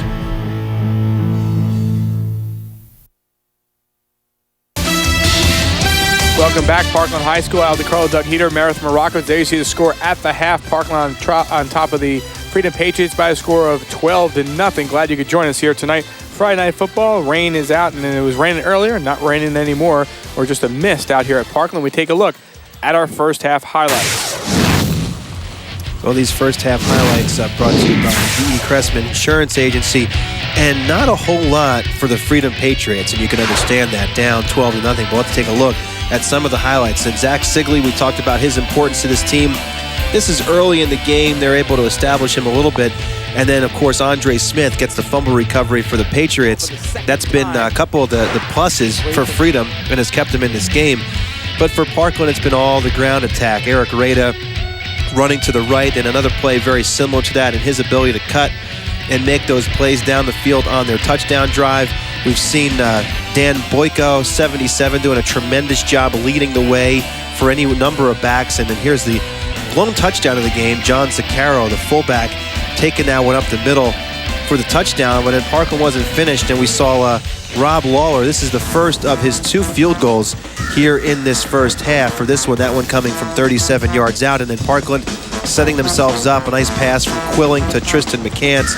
The second one coming from 31 yards out at the buzzer to give the Trojans a 12-0 lead. And for Parkland, they're sitting pretty here in this first half as we enter into the second half. And we take a look at the overhead doors halftime statistics, and it's going to be very heavy with Parkland. 10 first downs to Freedom's 2. In the air, Quilling has got to be impressed with his numbers. 4 or 7 for 64 yards, only 17 yards passing for Joe Weaver and Freedom. The -1 rushing yards is obviously not what the Patriots need. They need to get that ball moving. 116, very typical of Parkland. 180 to 116 total yards. And then the 2 turnovers and the penalties have kind of been the difference for the Trojans that have really kept Freedom in this game down 12-0. Well, Doug, you see the overhead door, statistically, as you mentioned, 180 to 16, but -1 after 160-plus yards a week ago by Zach Sigley. Interesting to that point. They're going to have to change that in order to win this contest. We go down to the field, and Meredith. Good news is the rain has stopped. The field is still wet, though, so I don't know how that'll affect the play. I'm sure when Jim Morgans comes out here, though, he'll be happy to see that because he was a little upset at those 2 fumbles in the first half. I think the rain had a little bit to do with that. He also said offensively we need to clean it up. Turnovers he was not pleased with, but overall happy with this team's effort. Defensively, very happy. Anytime you shut out a team in the first half, you can't have too many complaints. He said in the second half they need to just continue what they've been doing. He wants to continue to hold the ball on offense and try to take down and really increase the time of possession, try to continue to wear Freedom down. Also, I said, in regards to those penalties, what do you say to your kids to keep them motivated, and what do you say to them so they don't commit the same mistakes in the second half? And he just gave me a little bit of a smile and said, we'll motivate them. They'll be motivated when they come out here. So I don't know what that means, but I think this Parkland team may bring it up even another notch from what they brought in the first half, guys. Doug, what does that mean?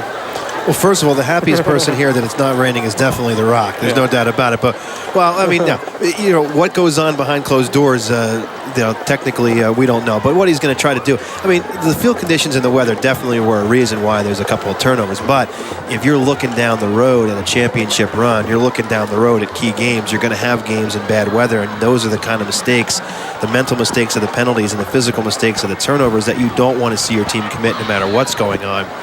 So they'll make sure they remind the kids in the locker room that those kind of things can't happen in the second half. And if they did make those, this game could be well on the way into the win column for the Parkland Trojans. But you've got to be pleased with the way they've been able to handle the weather, play very physical defensively against Freedom, and give themselves a 12-point cushion. Well, Doug, take you through the scoring, and we mentioned it before. We'll take you through the scoring again. John Zaccaro, an 11-yard touchdown run.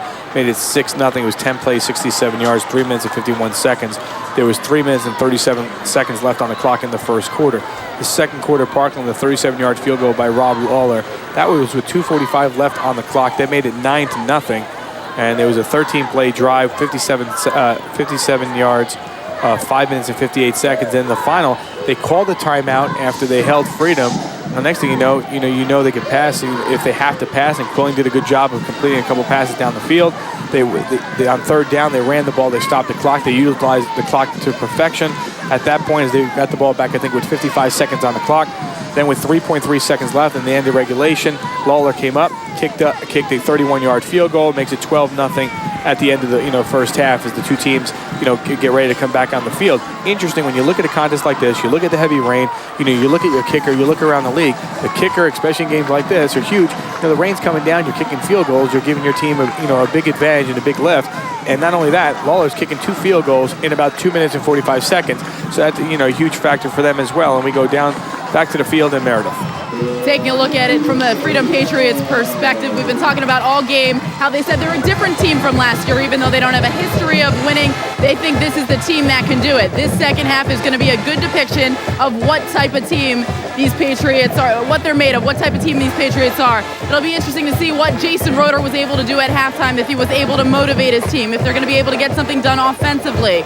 Look for them to start and try to establish the run even though they haven't been successful, and even look for a little bit more of an air raid attack with the lack of wind now, the lack of rain. So this third quarter coming up here, I think is going to be big for Freedom, whether or not they can get something done, guys.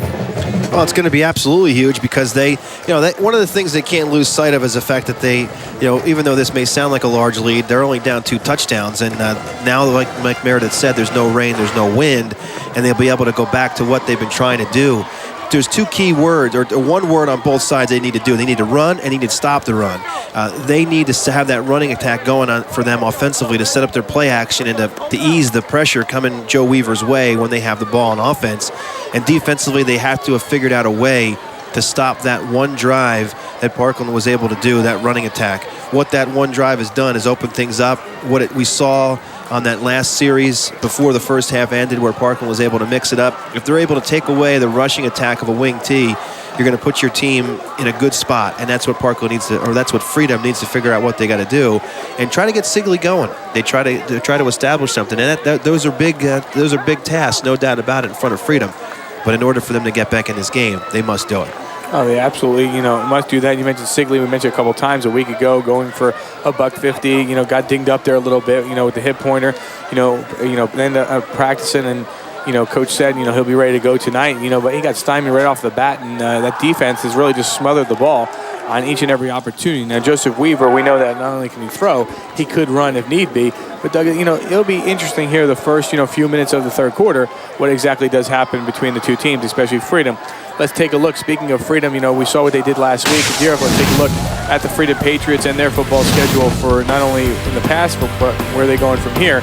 Again, 14-6 over Central Bucks West, and then CB West. You look at that, and then 45-16 over Deerfield. They get Central then, Doug, next week.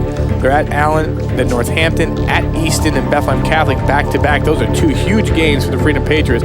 At Nazareth, and they finish, of course, with arch rival Liberty. A year ago, 2-8. Right now, they're 2-0. But the big game, you look at tonight, tomorrow, and then Allen and Northampton before they get to that big stretch down the road. Well, things don't get easy, and there's really no easy weeks in the LVC, no matter who you are. And for Freedom, there's no doubt having to start with Parkland and Central, and then Allen 3 weeks in a row, 2 of those on the road, and then they get into their Northampton division schedule with Northampton.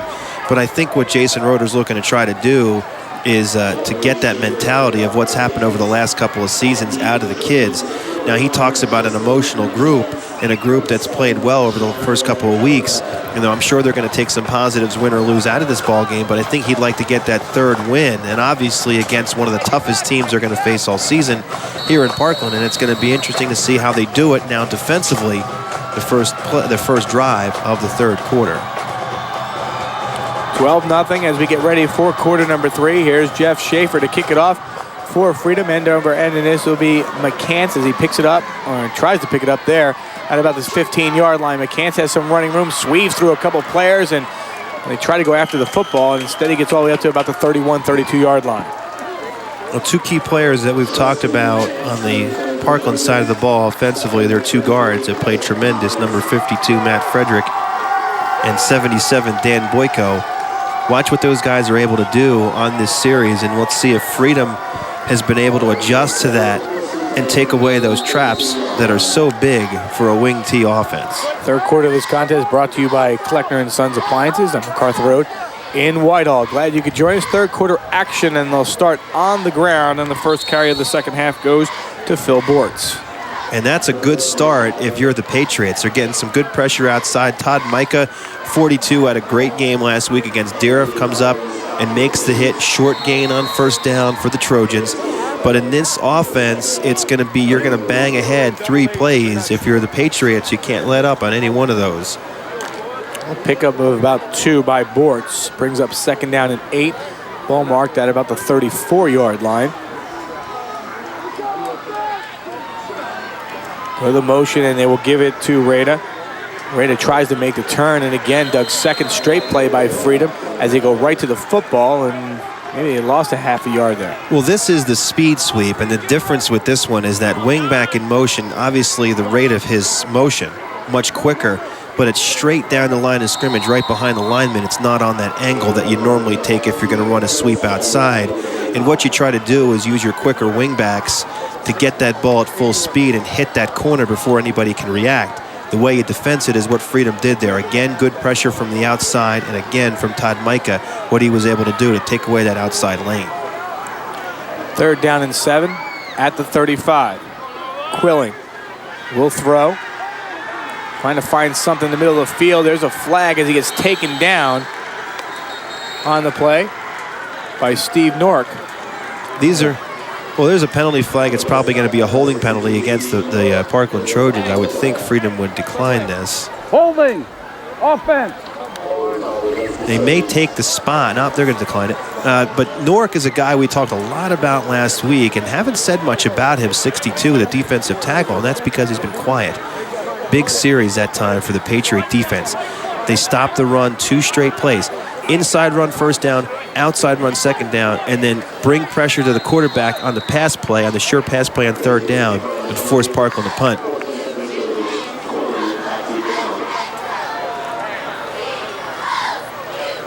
So Quilling will punt for the Trojans.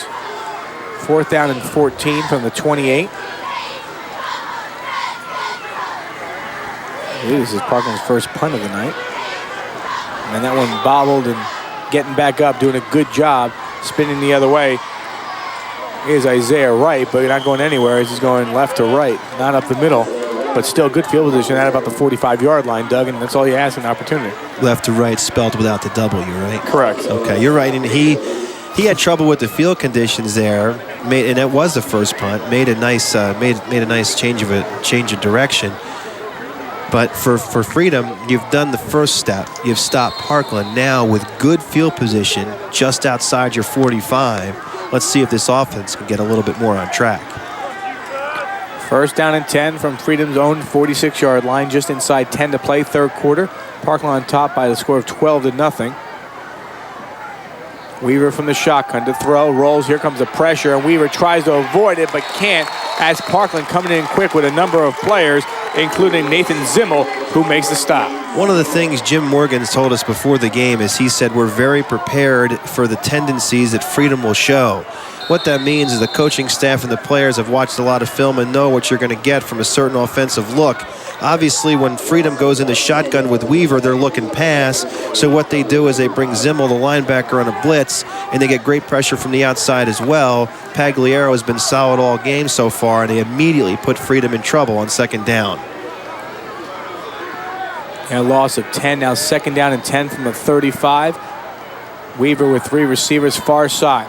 Now a roll, try to find someone, and goes to the far sideline and will convert and get back to the original line of scrimmage as the catch is made by Jeffrey Hank. I'm going to bring up a third down in about 10.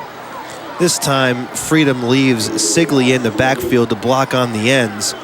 Parkland elects to drop back in coverage and only bring 3 guys up on Weaver. It allows him to roll and find Hank. Hank runs a nice route. Crisp 12 yards, comes back, makes the catch, rolls, and It's a nice pickup on second down for Freedom to put them in position here to convert on third. From the 46, 3 receivers near side, 1 receiver up top for Weaver.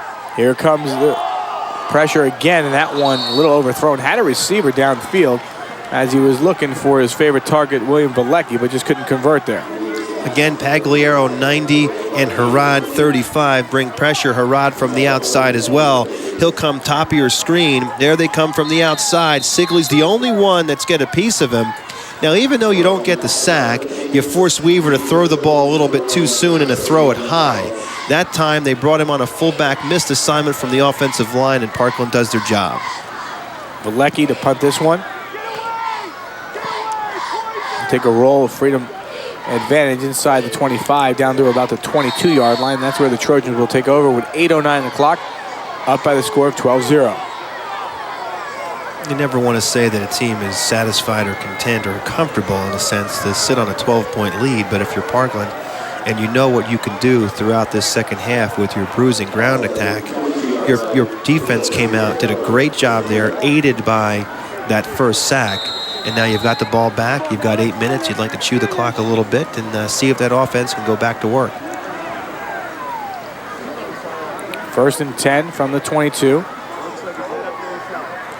Quilling hands this one off, and busting through everyone, and the first down and more all the way up is Bortz as he gets towards the 39-yard line. Another big run there by Phil Bortz, the senior fullback, who came into the game with 30 rushes for 215 yards and 2 scores. Well, and I think this has been the most successful play of the night from Parkland, and it's shown in the stats throughout the season with Bortz and what he's been able to do.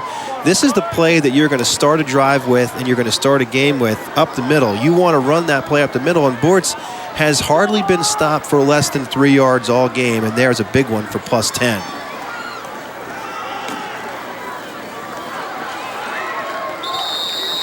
There's Rios.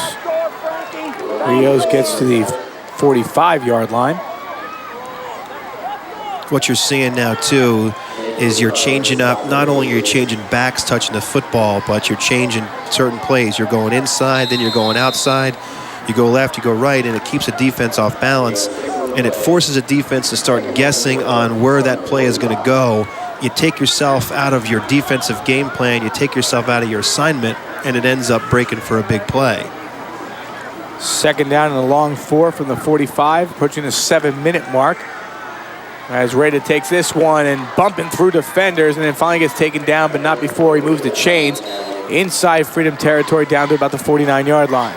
About the second time tonight we've seen Parkland run this sweep where they pulled both guards in tandem, 52-77. They kick out on Micah, and there's Boyko again with nobody really to hit, and Rada doing a nice job of cutting back and running that play where it's designed to go. Freedom hasn't been able to get any pressure from the backside coming in where that guard vacates, and they haven't been able to take away that the impact point, which is right there on the line of scrimmage. 1st down and 10. Back to Bortz. And Bortz barrels through. Another good pickup by Bortz. As he edges down towards the 40. See the offensive line for Parkland getting excited. Krimpaski comes back there and headbutts his lineman. They're real happy with the way they've run the ball, and something The Rock talked about and we talked about earlier about this entire team being very satisfied with the role they must play. The linemen love it when you can run the ball this effectively against a very physical defense. Needed 3. Not going to get that one. Zakaro on the carry. And we'll see actually where they spot this one. It looks like we got an injured Freedom player. Well, right now. Anthony Carter made a nice play from the defensive end position, coming in the backfield and making that initial hit. You know, if you're a defense trying to figure this out, it all becomes, it's a physical game right now. You know, you're schooled as well as you can defensively as far as watching film and preparing for what you're going to see, and you're not seeing much different. You've seen about 7 different plays here, if that, from Parkland. It more becomes a physical game now, and if you're on that defensive line trying to get a little bit quicker jump off the football and a much better surge into the backfield, fighting your lineman off the ball and trying to get in there and make the stop. Now, if you're a physical team like Parkland offensively, and this is why they run this offense, these kids know that they can establish that line. Freedom hasn't been able to consistently do that. Get that good pressure off the football, that quick snap off the football, and make that first hit. They've been able to do it in spots, but they haven't been able to do it enough consistently. And it's tough. When you've got a wing T team that is built, that has bought into the system, like Parkland has, off-season work, doing the work in the film room, then doing the work on the field, it's very difficult to stop a team. I mean, Central Catholic, when Jim Morgans was there, that's what it was. There wasn't one player that stood out as a star. It was an entire team, and that's what he's starting to build here, and that's what people fear across the LVC that he's done again here at Parkland. Well, you mentioned, not scoring right away, or as we take a look, it looks like some cramps going down there for Freedom. But Doug, last week we got a score at the half against Nazareth. It was 14-0, and the next thing you know, it's 47-0. They do have that capability of scoring. We saw that with 55 seconds on the clock, 7 plays, 49 yards, and they get a 31-yard field goal. But the offense does move the ball, and it's just you got to try to stop them. One of the other things you got to remember here, this is the cramp was Kyle Peters. That's going to be a big player if they can't get him back in. He's a big guy in the middle part of that defense. One of the things you got to remember is if you are a running team, and we've seen it here in the 2 drives or the 3, 13 plays, 10 plays, 12 plays, if you have the ball 4 times in the first half, you're lucky. So last week against Nazareth, they scored 2 touchdowns, maybe out of 4 drives. And if they turned one over or were stopped on one play or, in that kind of a deal, you're only going to get the ball 4 times. And they're happy with that. Then they're able to bust it wide open. That's something that they know they can do with their physical dominance on the line, that they're going to be able to win that battle the later the game goes. 3rd down and 2 from the 39-yard line. First down, Parkland once again. And again, it's Sakaro. And he does a nice job letting the flow go to the right, away from the play, cutting back and making a play to the left, bouncing it outside, or as far as outside as his fullback's going to go. You see Carter, the end, 66. He elects to take an inside angle to the football, opens up the outside, and there's a first down. Again, consistency taking away the run, something that Freedom and really nobody's been able to do this season. Going under center, Parkland at the Freedom 33-yard line, approaching the 5-minute mark. Here's Rada. Rada storms through as quickly as he gets through that hole with a nice pickup. When you're seeing Sigley and a guy like Isaiah Wright, the strong safety, making all the blocks. Sigley, 31's at top. He's going to come over, takes on the block, and then you got Isaiah Wright outside making the stop. Now, he's a strong safety. He's 7-8 yards deep when the ball's snapped, so you're looking at a 5 or a 6-yard pickup. Nobody on that defensive line has been able to really get back there and get that penetration they need to slow this offense down. 2nd down and 3. And Rios gets the first down as he gets inside the 20-yard line. 2 key blocks this time come, well, number 1, it comes from Rada, who's the wing, because this is a straight run. And they get a good block downfield.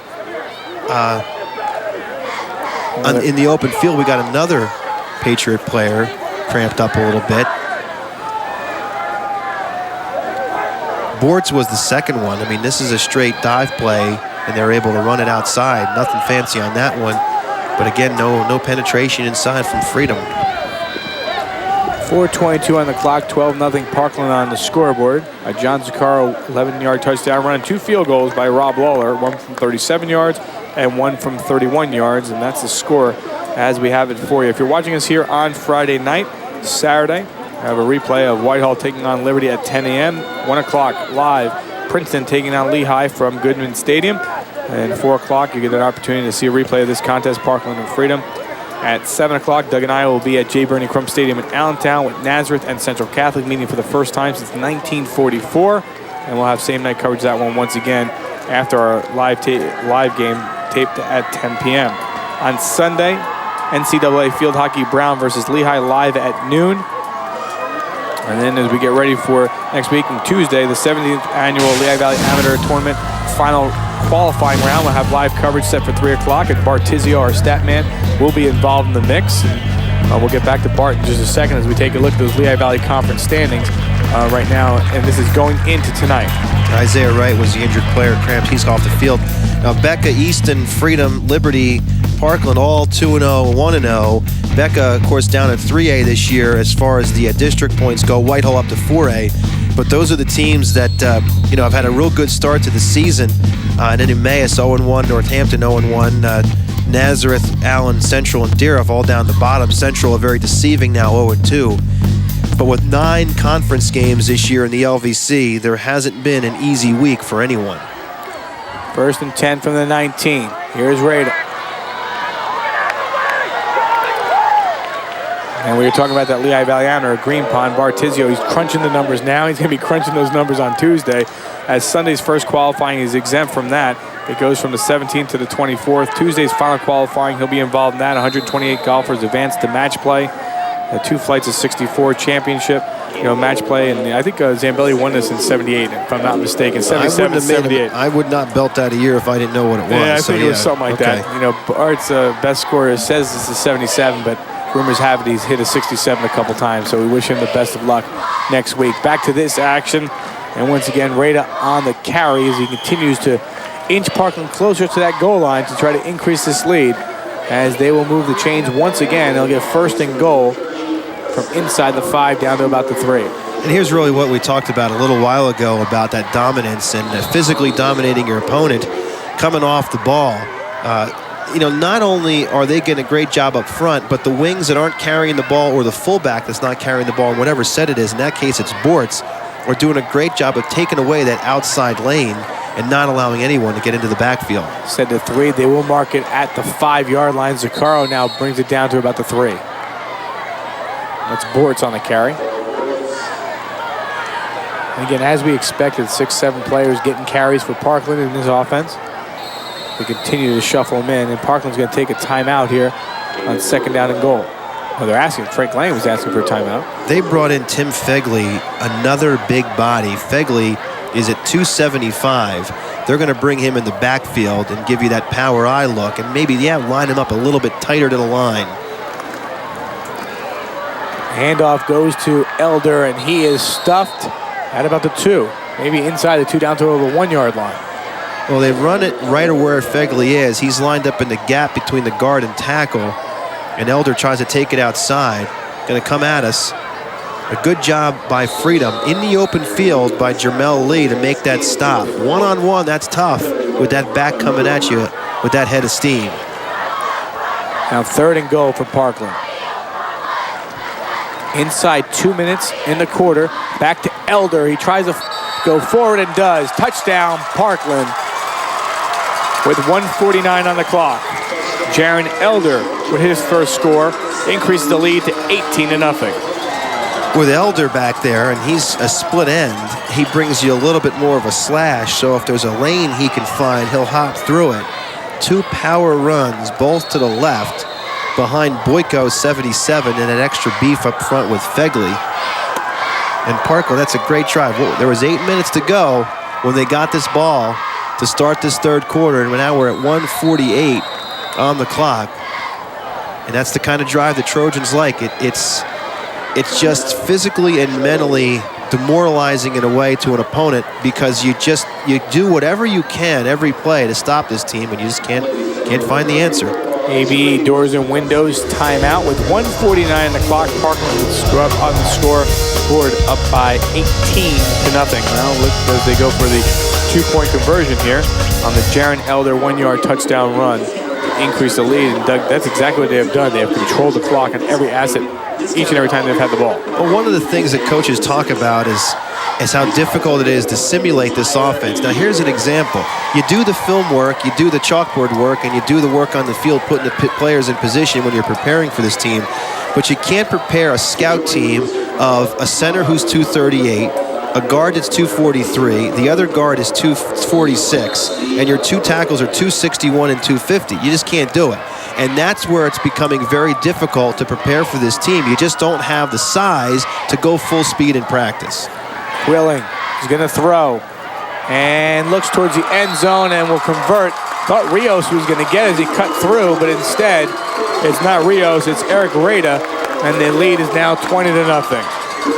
They're both in position. And they go 2 points there to put them up by 20. And what this is showing, let's take a look first at the touchdown. You're going to see Elder's going to go in not only behind Fegley, but also behind Bortz, who's lined up in the eye as a fullback with that extra body. And then here's a two-point conversion, little play action, and he allows Rada to completely clear all the way across the field. He's lined up to the right, comes across the field to our near side for the two-pointer. One of the things you're seeing here from this Parkland team, and it's got to be scary for an opposing LVC coach, is the fact that they have shown when they needed to throw the football. Look at that drive. You think, Doug? I mean, look at that drive exactly. 14 plays, 78 yards, 6 minutes and 19 seconds of that drive. So you look at a couple of drives, 10 plays, 67 yards, 13 plays, 57 yards. They scored at the half on 7 plays, 49 yards. That one, 14 plays, 78 yards, a 1-yard touchdown run by Jaron Elder. The two-point conversion, Quilling to Rada, 20-0 Parkland in control of this one. And they didn't throw the ball once on that drive except for the two-point conversion. And they just completely dominated at the line of scrimmage. So, I mean, that's what I'm talking about. Their 3 touchdown drives, or the 2 touchdown drives, have been tremendous. Lawler with the boot. And Freedom will try to get a good run back and absolutely crunched at about the 25-yard line. That was Harad on special teams. Devin Harad with a big hit.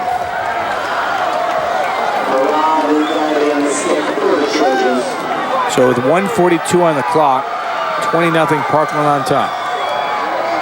Let me correct myself. That was Marcus Scott, number 36, with the big lick on special teams, getting congratulations as he comes off the field. It's been an all-around effort, too, and we saw that on the previous kickoff and what they were able to do. Board so far tonight, 16 carries, 89 yards. Rada, 11 carries, 69 yards for the Trojans. Freedom would rush for almost 200 yards a week ago against Deerhoff in minus numbers in that category.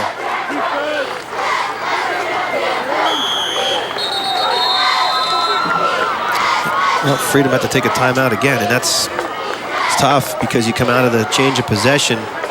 So 2 timeouts by Freedom, 1 there to change of possession and 1 to start the quarter. Trying to get the right guys on the field and making sure everybody knows what's going on. I don't think the right personnel was out there for the Patriots, and Jason Roeder and his staff had to take another timeout. One earlier in the ball game, back in the first half, coming off of the quarter change. We got a couple minutes here, and we go down to the field, and Meredith is taking off that raincoat, and now is dry down there, I think. Not really, but it's not raining that much anymore, so I'm a little better than I was.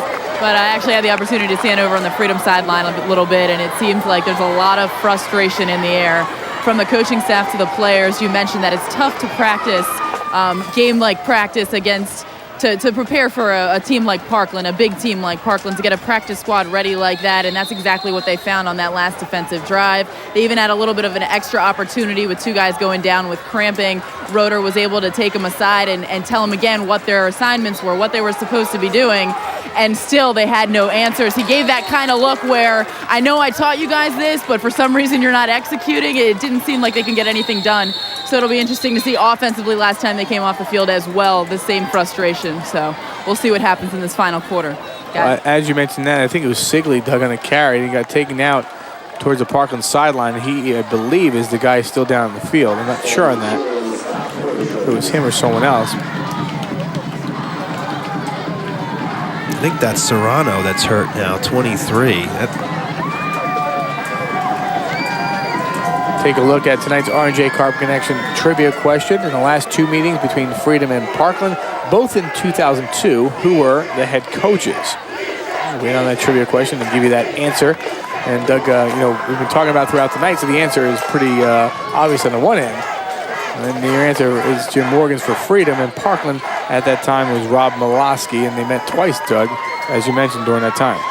Well, they met once in the regular season, which Parkland won, and then they met again in the postseason in the first round of district playoffs. Now, what's interesting is that for Freedom, that's their only appearance in the postseason. It came in Jim Morgan's year there in 2002. They lost 42-27. That was the year Austin Scott rushed for, I believe, 421 yards against Freedom. And Parkland went on and won a state championship, but it's interesting that that was the last time they met. They didn't play in 03, 04, or 05. So they renewed that, and up to that point, they had played. In fact, Parkland had won every game dating all the way back to 1997. So Parkland has dominated this series, much like they're doing here tonight. And Let's see if that is Serrano going off the field. Jason Roder made his way all the way across to check on his player. And Dushan Serrano, the 5'8", 130-pound sophomore. And we'll try to get a report on his progress. As he's been taken off the field with 1:29 on the clock. Initial reports looks like a possible ankle injury. We'll see if we get better word, and if we do, we'll pass it along. Back to action here, 2nd down and 5 from the 32-yard line. Weaver to throw, and he's not going to be able to throw. And again, in on the tackle is Nathan Zimmel, as he came in untouched to bring down the quarterback, Joseph Weaver. We've seen Parkland bring guys off the edge a lot on that blitz. The last series when Parkland stopped Freedom, they did the same thing, different back. It was Hurrah. This time it's Zimmel. He comes off, and it comes with Pagliaro.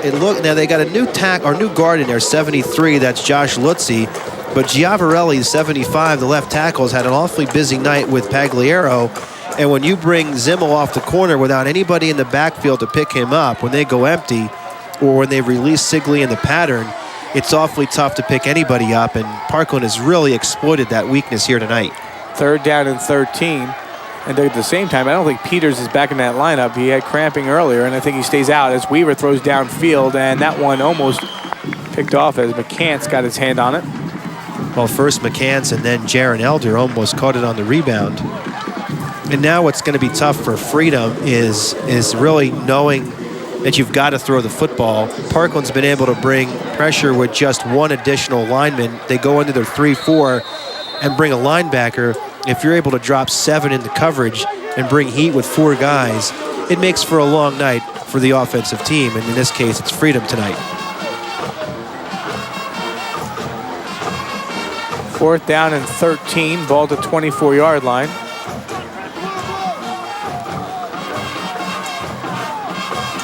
There's 23 seconds left in the 3rd quarter. That one kicks back. There's a flag on a play. And this one will just stop short of the 45. That one nearly hit Rios. It didn't, but it nearly did. It looks like they're going to hold the Freedom teams up from changing. At least they try to hold them up. Man on the line. Procedure. Offense. You can get... See if Parkland elects to take the field position. It's pretty good. Yeah. On the Freedom side of the 50-yard line. I think they're going to decline this one. They're going to decline and take it. You heard what it was. They only had 6 guys on the line of scrimmage. You need 7. You know, with some players nicked up, maybe guys not used to being out there on special teams weren't in the right position. And Freedom got called for the penalty. So 14 ticks on the clock, 3rd quarter. All Parkland so far in this one, 20-0. They'll start from the 45-yard line. Quilling. Hand that one off, and likely be the last play of quarter number 3. Those boards on that last carry for the Trojans, and the one will sound to end quarter number 3. Trojans score 1 touchdown in the quarter. Jaron Elder, 1-yard touchdown run, 20-0 after 3 quarters of play. We'll be back on 2 Sports.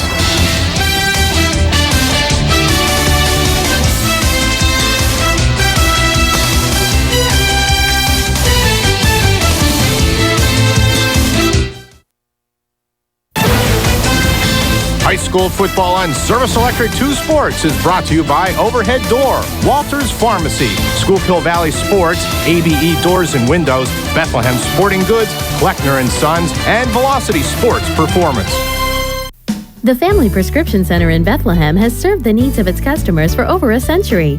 We want to help you save money on your prescriptions by offering the Family Care Plan. By enrolling in this program, you get the benefit of discounted pricing even if you are not covered by an HMO prescription plan. Individual membership is only $35 a year, and family membership is only $50 a year. Call us today at 610-866-0709 or stop by the Family Prescription Center today to enroll in the Family Care Plan and start saving.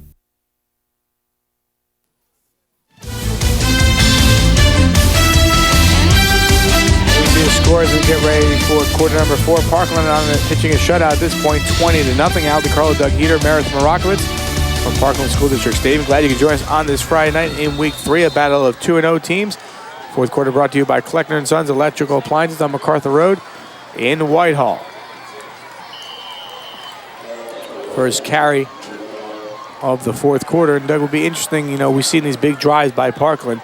And now, as we start the fourth quarter, we'll see how long, they have the short field here, but at the same time, how much time they take off this clock. And I'd also be very surprised if they put the ball in the air. There's really no reason for it other than to show your next week's opponent something else, but I don't think they need to do that. They've done that already. And this line, you could just see on the change of quarter how happy these guys are, patting each other on the helmet, getting some fresh bodies in there. It's been a tremendous ball game for this offensive line. They will indeed stay on the ground as expected. And looks like they'll get a first down. Doug didn't get a number on that last carry. I think it was Rada. Yeah, Rada's been the workhorse, no doubt about it. And when this offense, this wing T works, it is so fun to watch. And you're going to take a look at Rada again on the trap. And there's a job again. I talked about the guys in the back and what they've been able to do. This case, it was Zimmel back there making a block. 24. Those are the guys too, the wings that haven't touched the ball or the backs that haven't touched the ball executing as well. First and 10. They give it to Rios. Rios tries to bust outside, now cut and spin. And he'll get about 4.5, 5 yards on the carry. And there's Zimmel again, 24 with the block. He's having a great night. He drove his guy 12 yards down the field. That's what you want to do. First of all, the hit. Watch 24 lead Rios. He comes up. There's the outside contain. Great block, but he doesn't give up. See, he's still driving. Guy goes to the ground, still driving him out of the play.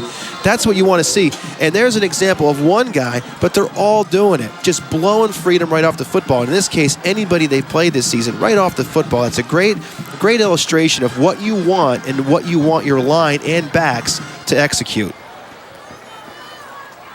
Second down and 5 from the 30 for the Trojans.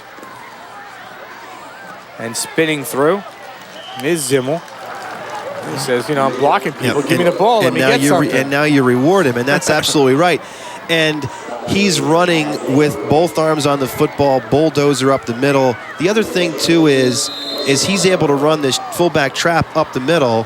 Now, one of the new players in Brian Reiner, 54, he delivers a key block. You see him driving his opponent down the field.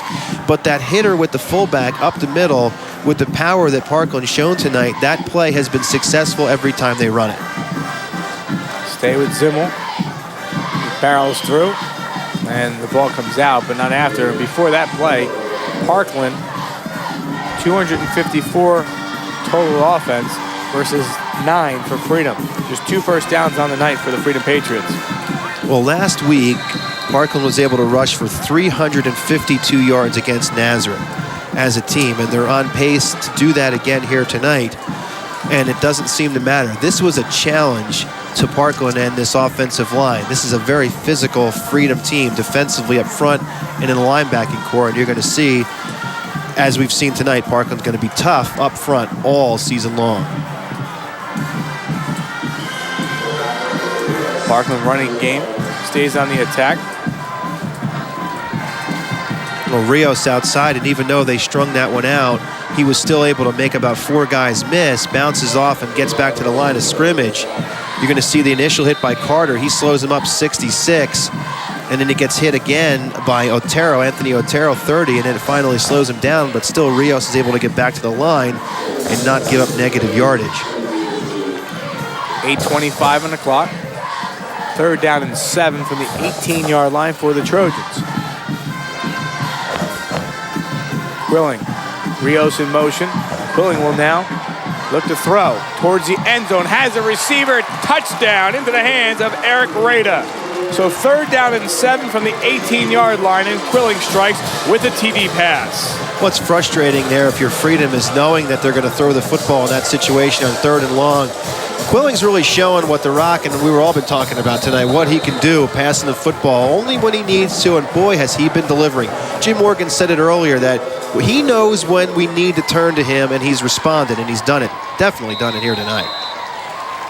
Point after is good. Parkland extends their lead 27-0. Quilling really could have gone either way. He could have gone underneath to 31 Owen Thomas, who was open underneath. Thomas releases, but he's going to wait a little bit longer for Rios to clear in the secondary. There's Thomas underneath. There's Reda, in the end zone for the touchdown. But great protection as well up front, and Quilling knows. I mean, he knows that he's only going to have to throw the ball a few times a game, and he's got to be real proud of himself when he's able to convert those few times, and especially going for a touchdown to Eric Reda, who released out in the secondary and is wide open. So an 18-yard touchdown pass from Mark Quilling to Eric Reda extends the lead 27-0, and comes with 8 minutes and 11 seconds on the clock. Take a look at the scoring drive. 7 plays, 45 yards, still 4 minutes and 3 seconds taken off the clock. So some good drives, some big drives for the Parkland Trojans here in the final stretch of the fourth quarter.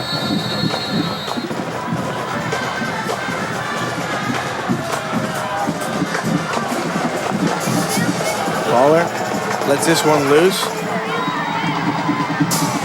And taken down immediately is Yusef Reddick.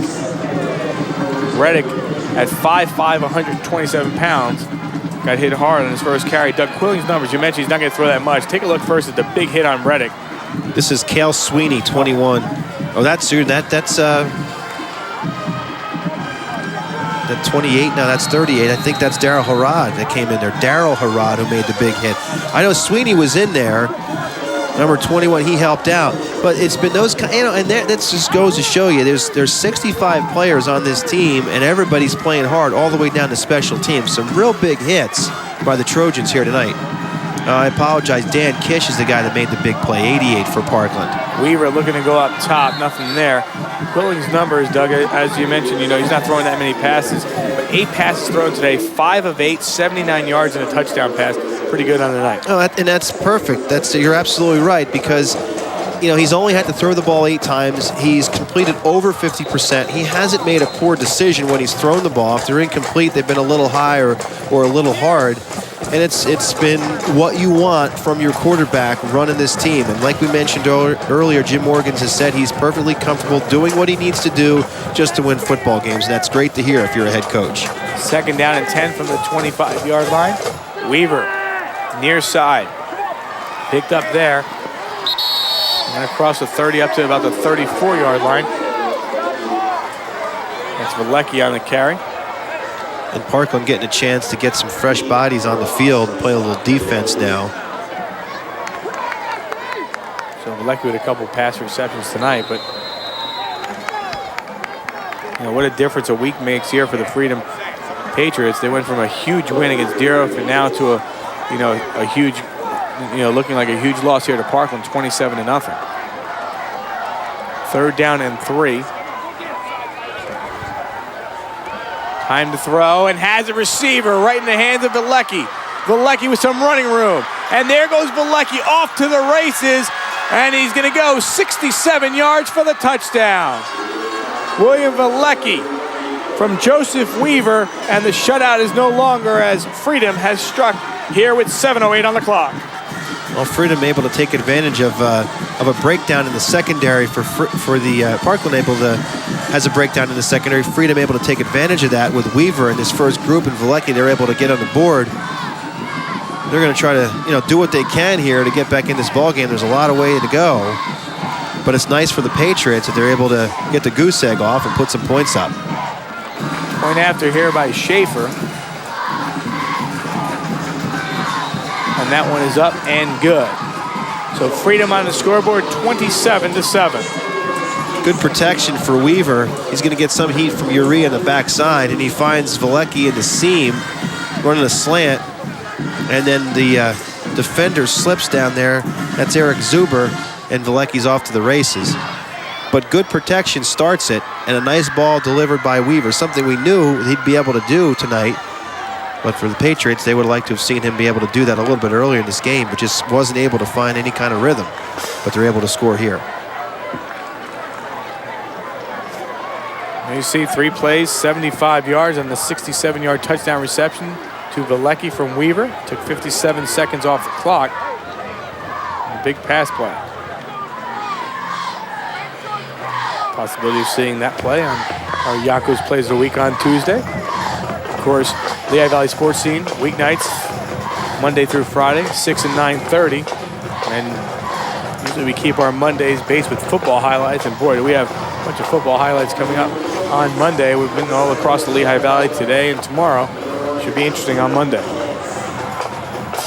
We'll even let Doug participate in the show a little bit. A little bit, yeah.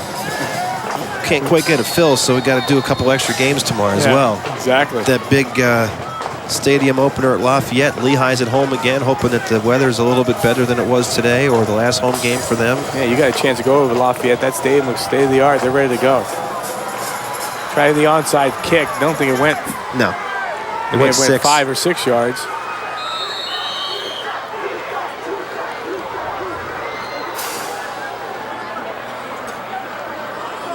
Now, Parkland, the rule now, of course, here is that Parkland just takes over where it was touched. There's no re-kick. So Parkland will try to run out this clock, 7:08 remaining.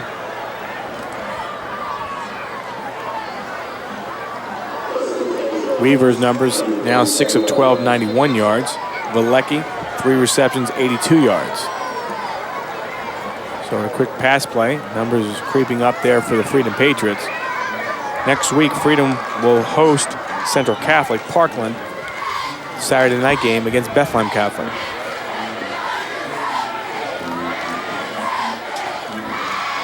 From the 47. 7:08 on the clock. Hand this one off to Bortz. And Bortz is down to the 40 and then finally the whistle. And Jim Morgan's staying with his first unit with Bortz, and now they'll bring in Flaherty, number 32, new fullback.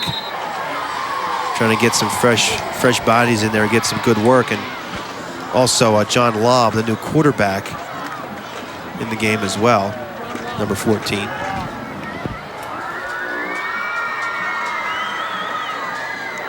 Second down and 4 from the 40.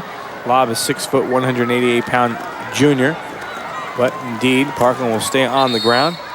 Rada continues to carry the football for the Trojans. I want to thank Mike Doble and the staff here at Parkland for accommodating us tonight.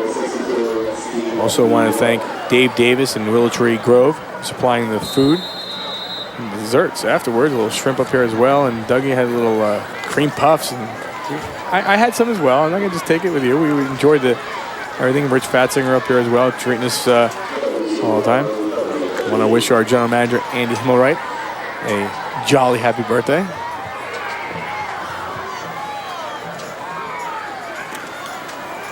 I want to thank him for giving us a birthday present tonight, too, getting a chance to do a game. We were a little worried we weren't going to have anywhere to go tonight. Yeah, if you were looking in to tune in for that Suddenly Penn Archer game, the game was postponed earlier this afternoon, and we got the job done. Look for another game, and right here at Parkland, 27-7 as Parkland's going to improve to 3-0 on the season.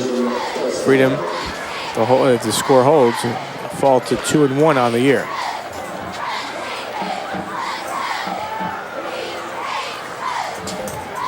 (27-7). They'll wait and take much time off the clock to try to wind this down. They're carried by Cale Sweeney. Sweeney, a 5'9", 177-pound junior. You see a couple players in there for the Trojans.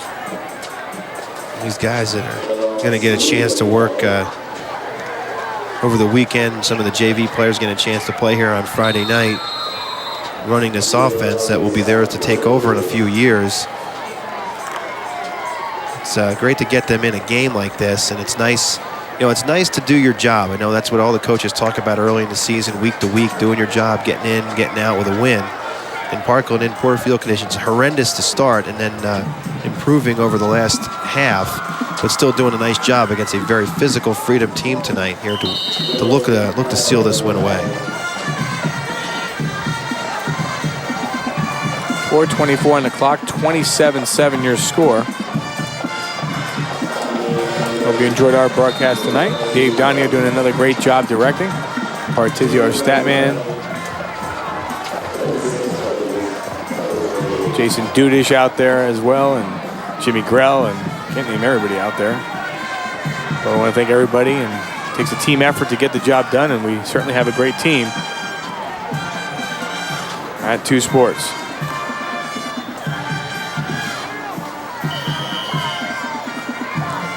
(27-7) is the final few minutes here. 3:45 on the clock. Doug, this is going to continue their win streak, dating back to last year. This will be 8 in a row now. 8 wins in a row. And when people tell you that the Eastern Conference doesn't mean anything to anyone, let me tell you that it does. And Jim Morgan's used it. He's like, hey, well, first of all, we get to play 2 extra games, and it's 2 more weeks we can practice and work on doing the best we can for that season and also get ourselves ready for the future. And they were able to do that. Those seniors last year playing in those championship games, the Eastern Conference in the semis, knew what was in store in the future, and they even talked about that, how great it's going to be to play 2 extra weeks for a coaching staff like the one they have here and get the guys ready and get them more prepared for this season. That was a big help last year. This will be 8 wins in a row for this Parkland team, and this was one of the hurdles that was looked at. Becca next week is going to be another one. They try to get the 4th down conversion. They cannot convert there. And Freedom will get the football back with 3:09 left. Up by 20, 27-7.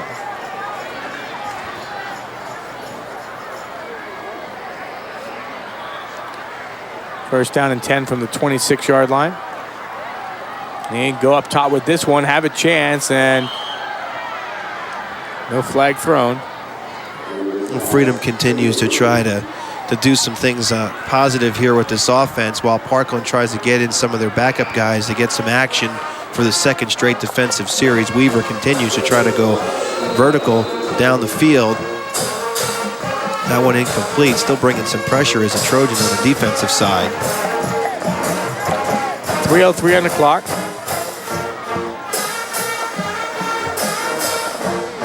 As Weaver lines up under center. They go to the ground. So Freedom will take their 2-1 record against Central Catholic. And, Doug and I, maybe have an opportunity to see Coach Roeder there at, tomorrow night at J. Bernie Crum. Get a chance, try to watch in that game and get ready for his next opponent. And Freedom can pull a little bit from this, as you can every game. I know he likes the emotion that he sees from his team every week when you talk about Jason Roeder. That one snapped, and Weaver just going to have to dive down onto it at about the 15-yard line. He actually didn't even see it go over his head. It was just snapped quickly. Clock continues to roll, 2:19 and counting. When you talk about that, you have a chance to watch the film over the weekend, have the coaches meeting tomorrow, and reflect on what took place and realize that, this is a work in progress. And I know they look at it that way, and I think that going down the road, they'll be much more prepared for their Northampton division schedule. It's not easy, but I think this week and next are very, very important games, and they'll like to move on, get a look at Central tomorrow night, and see what they can do next week. A big punt there, and this one, clock will stop with 1:47 on the clock. Trojans will take over and try to take a couple snaps to wind this clock down. Well, it's good to see that, Mike Doble and Parkland getting the game done. Rain was, a factor, Doug, in the early part of this contest, but at halftime, relatively stopped and been rain-free since. Well, and, a lot of people are now looking to not play games in poor weather because of field conditions and whatnot throughout the rest of the season. Obviously, this field holding up well here tonight, and I'm sure these 2 teams are very, very glad to get the game played and not have to worry to move it back 1 week. And we're very, very glad that they were, able to stay on schedule and play here tonight.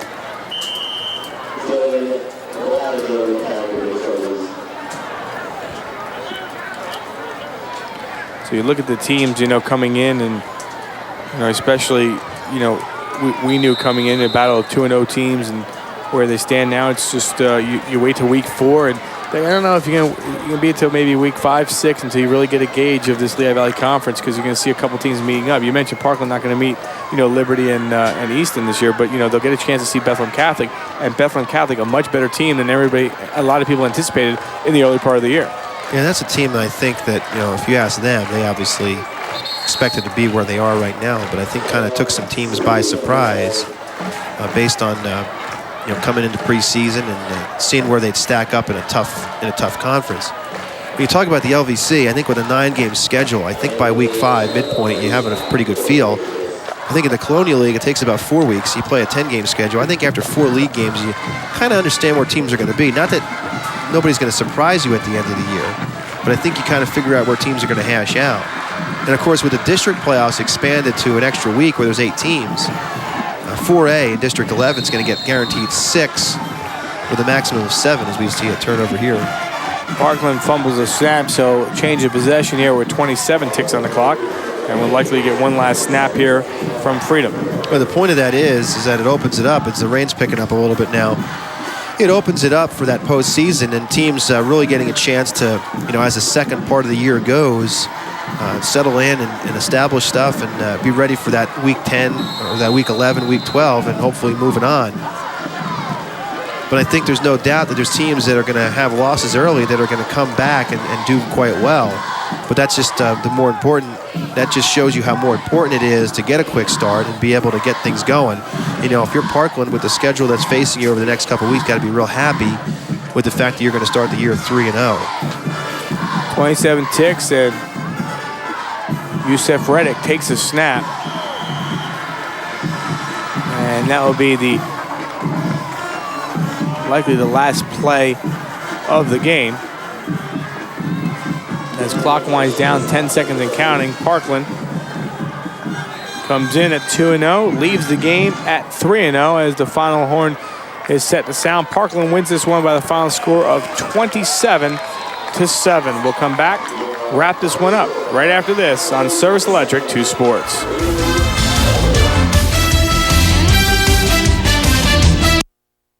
Hi, I'm George Rad, realtor and broker owner of Harvey Z. Rad Realtors. When clients come to us, they don't always know what they're looking for. Our goal is to make them feel comfortable and cared for. Purchasing and selling a home is the largest investment you'll ever make in your lifetime. And we're here to help you every step of the way. That means that we always put your interests first. We can promise you only 2 things, our honesty and our service.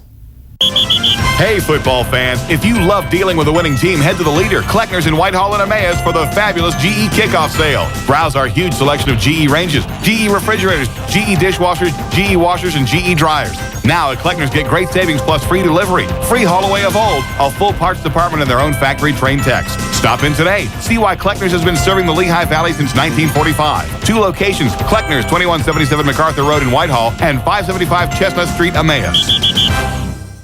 It's clear that the world of energy is more complex than ever. With heating oil prices 35 to 40% higher than last year, Apgar Oil Company can save you money by installing a high-efficiency EFM oil-fired heating system. If your oil heating system is older than 1971 or efficiency is lower than 75%, it's time to replace it now. Make the intelligent choice and enjoy the warmth and the tax-free savings that a new oil-fired heating system by Apgar Oil Company provides. Call Apgar Oil Company for your free estimate.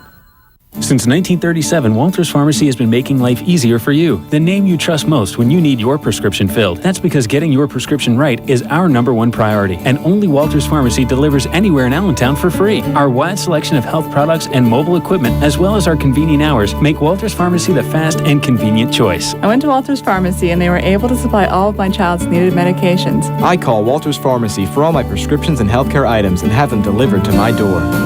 Walters Pharmacy in Allentown.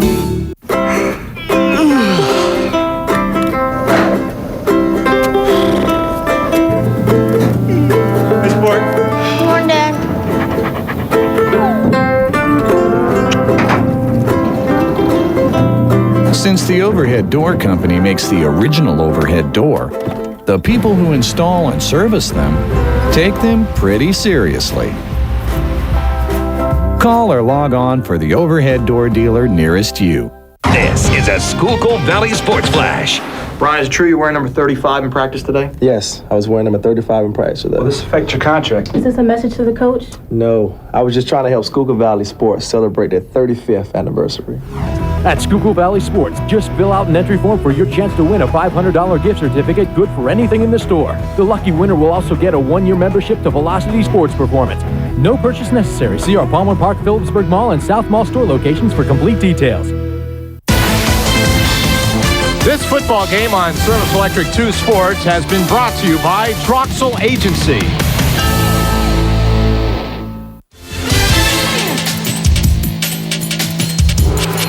Welcome back. There you see your final score, 27-7. As Parkland improves to 3-0, Freedom falls to 2-1 with the loss. And next up for Freedom will be Central Catholic. Next up for the Parkland Trojans will be the Bethlehem Catholic Golden Hawks. Trojans proving to be really invincible tonight. And we go down to Meredith Morakovitz and winning head coach Jim Morgans.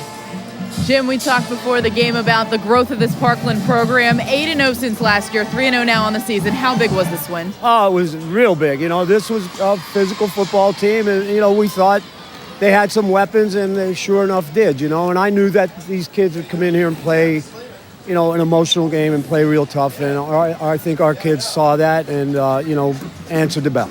Overall, people were saying this was going to be a big test, particularly for your running game, your offensive line. You have to be proud of the way they came out and really allowed your team to run all over the place. Yeah, there's no question about that. You know, I think they did a great job. They do every week. They work real hard, and they do a great job. My line coach, Paul Hagedis, does a tremendous job. So, you know, but, you know, there's certainly things that we can correct. There's absolutely things. I mean, we turned the ball over, I think, 3 or 4 times, and that's a no-no, especially against teams that are going to make something out of that. So, and some penalties and that type of thing. But, you know, I'm happy with the way they worked. Defensively, aside from the fourth quarter, over the middle, that one that you let go, overall, great performance by them as well. Yeah, very good. Hey, you know, our first team defense and a lot of the kids that subbed in and that type of thing did a real good job. Hey, they made a nice play. They saw something, they hit somebody in the seam, and, you know, our kids didn't make the play.